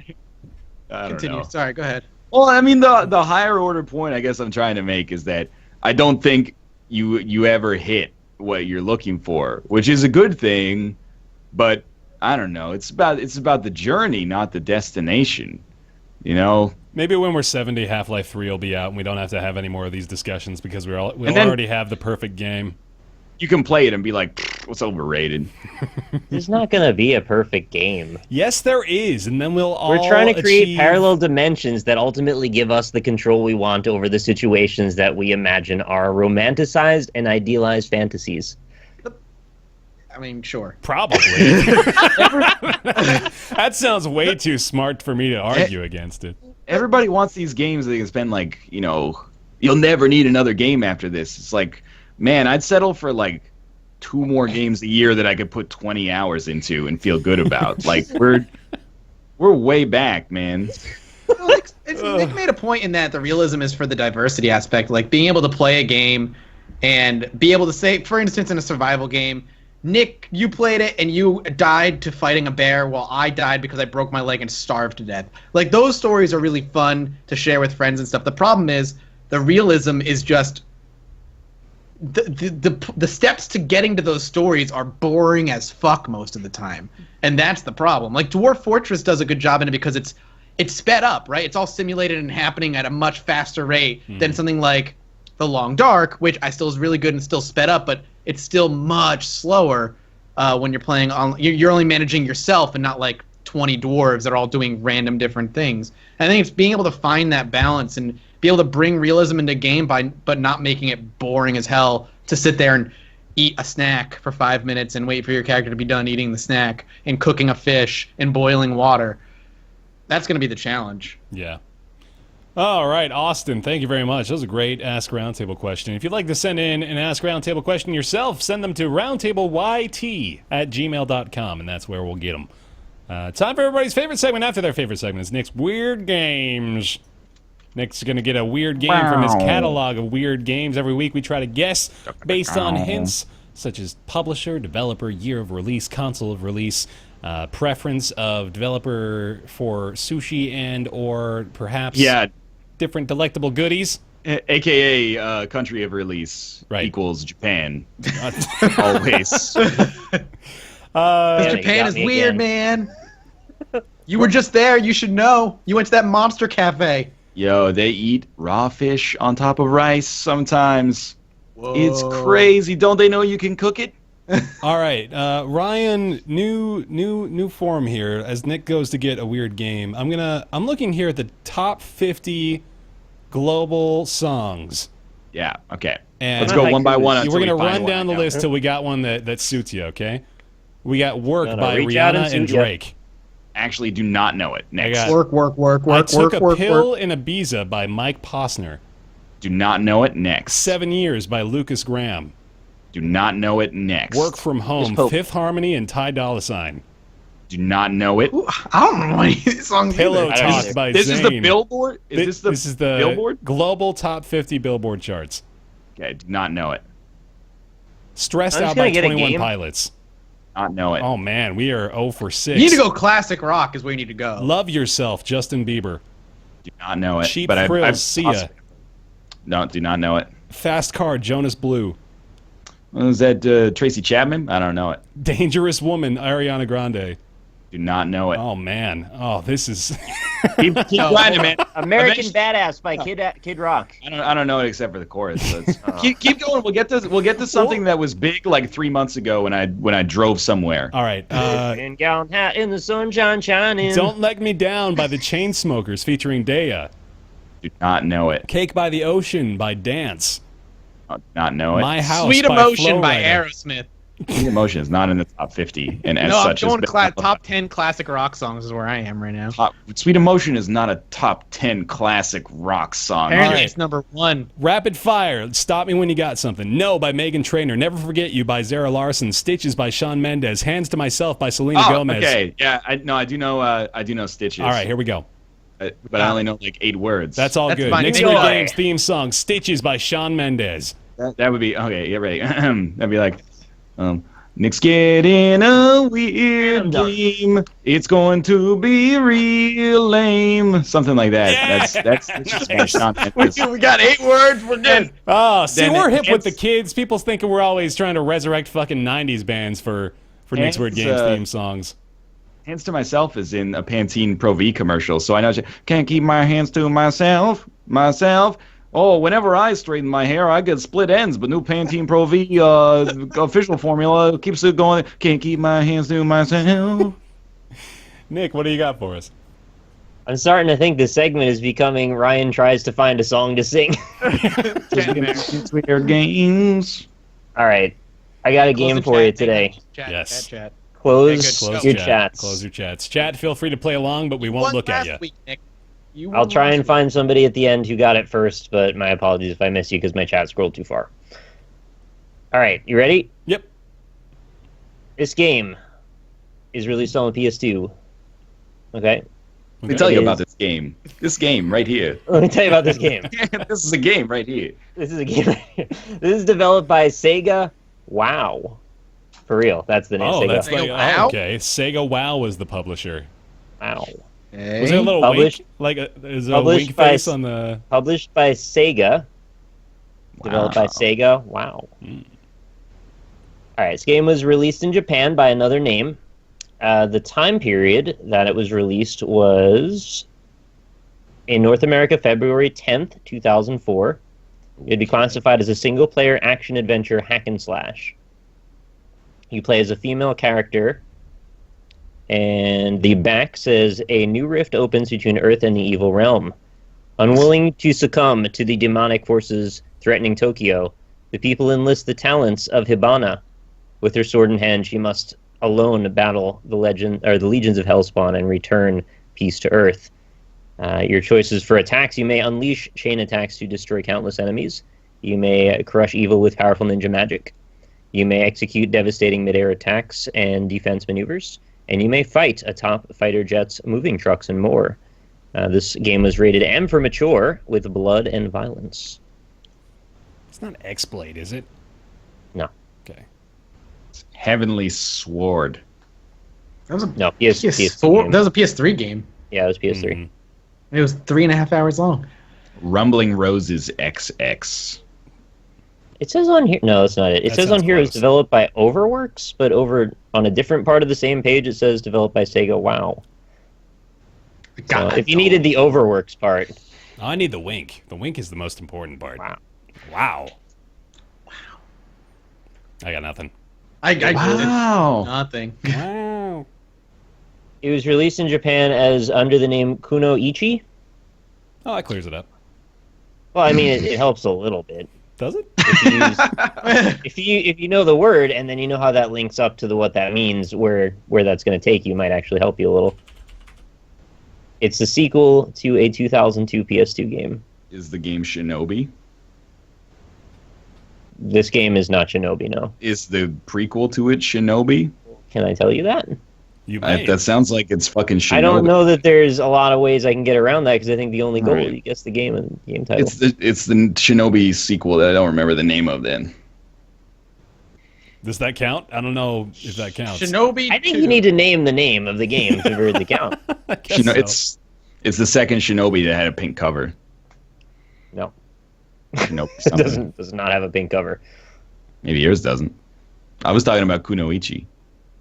Well, yeah. I actually don't know if the Japanese cover is pink. All right, I think we're gonna done? be satisfied with the sequel to Shinobi that we don't know the name of. There's a lady, she stars in it. Shinobi is not the main character. Well, so Chad, is this a win or a lose? I don't know how to classify this, because I think he got it right that it's a sequel to Shinobi. It's if a girl chat Shinobi. got it, I think if chat got it, then we all win. Well, of course Chat got it. Well, it's Chat not. gets everything. They haven't gotten everyone. I've seen a Shinobi. couple of them. I think chat, for the most part, is being honest. Not a lot of these guys are Chat's a googling bunch their of filthy answers. No, cheaters. I mean, No. Chat got it. Chat did got get it. it? It's in there. Can't keep my hands to myself. Where's that? Go on, ready. Go back to the Billboard Hot 200. Where's that Yeah. song? It's like, take me to church. I wanna Oh, sit yeah, on no, a that bench. was- Da-da-da-da-da. I think that was 3 months ago. It might have fallen out of favor now. Ah, shit. Okay, Yeah. what about say you'll remember me sitting in a nice dress, staring at the That's, sunset Taylor Swift. gleam. Yeah, Taylor where's Swift? that one? That is T Swift. She is not on the That top is- 50. That is old. Yeah, you're old school. It's man. like 5 months old or All more. right, Nick, what do we got? I think in order to officially establish a precedent that it is not possible to simply guess something about the game and then win, I'm going to say that it's not a point. But I also Wow. hear you, and you got close. He's The giving game out is entitled Nightshade. Nightshade. Oh, I've seen that game. You're as generous with the points as Shell Shock is with the experience. Wow. Wow. Toasted him. Did you want to install it, Ryan? Have you divorced from Shell Shock? No, I'd still play it. I still like it. I uninstalled Eventually I'll Rocket get up League there. again because I'm a little bitch. Why do you just hate your I ISP hate or something? myself, man. It's really all it is. Oh, man. All right. Who got it in chat, Nick? Oh, now I got to find somebody. Let's see. Nightshade. All right, where's the one that goes like take me down into your I'm not gonna paradise. play this game with you much longer. Let's man. make love cause you're my body type. Like that You're one. my body Oh type. wait, no, I know that one. That one Cause it's cool for the summer. is Cool that. for the summer. fuck. Yeah, Is I know that what you're I talking Took about. a Pill in Ibiza by Mike Posner? I don't think so. I can't even declare a winner because my chat scrolled so much before I no. could get to it. Unless you guys have like a longer chat retention in your Oh, thing. I'll show you a longer chat. What about the one that is like oh, I think that I found myself a cheerleader. Oh, She's God, I don't know always if right it's there when I need her. That is it for this episode of Roundtable Live. Thank you all very much for tuning in with us. We are live every Friday at 3 p.m. Pacific. The thing happening next week, Ryan, should we talk about that or no? No, we'll make an announcement elsewhere. For now, we want to say thank you very much for watching. Thank you for tuning in. Thank you for supporting the show over on patreon.com/roundtable. Sort of just a call to arms a little bit here. Try to go make a $1 pledge. Just a $1 pledge on Patreon. Seriously, like if I know this is a very commonly echoed sentiment in these sorts of things, but like if 1% of the people listening or watching to the show each pledged $1, we'd be doing pretty good. So, if you each pledged $1,000, tell you what, man, if just 10% of 90% of our listeners were willing to commit $1,000. But for real though, we do appreciate you very much, anybody that has contributed to the Patreon, and we do always need more people to consider contributing to our Patreon, because it is how we keep doing the podcast. So we haven't really said it much, but it is still a thing that's on our minds. So if anyone does contribute, thank you. Thank you very much. And we do want to send a special shout out to those of you who have been pledging at the $20 tier. Thank you very much to Julian Amelsgaard. Orrin Seitzman, I believe, is a brand new patron, unless I haven't been reading his name. I know he is a brand new patron. All right, good. That's refreshing. Thank you, Christopher Flagg, General Crunk, Alexander Spillman, Jonathan Graham, Matt, Brizzlebrip, Myth Scarab, Eric Schooley, Mediocrities, Super Monoman, Smurfette, Logan Ray, Justin Positron, and Ignacio for all pledging at that $20 tier and above. Thank you very much for your support. Also want to mention as well, if you're a current patron and you haven't reselected the reward tier, just go into Patreon settings and do that real quick. It helps to sort through the list. Yeah, thank you very much. You can follow us over on Twitter at RoundtablePC. You can catch the subreddit, roundtablepodcast.reddit.com. You can also rate the show on iTunes 5 stars. It does, in fact, still help us.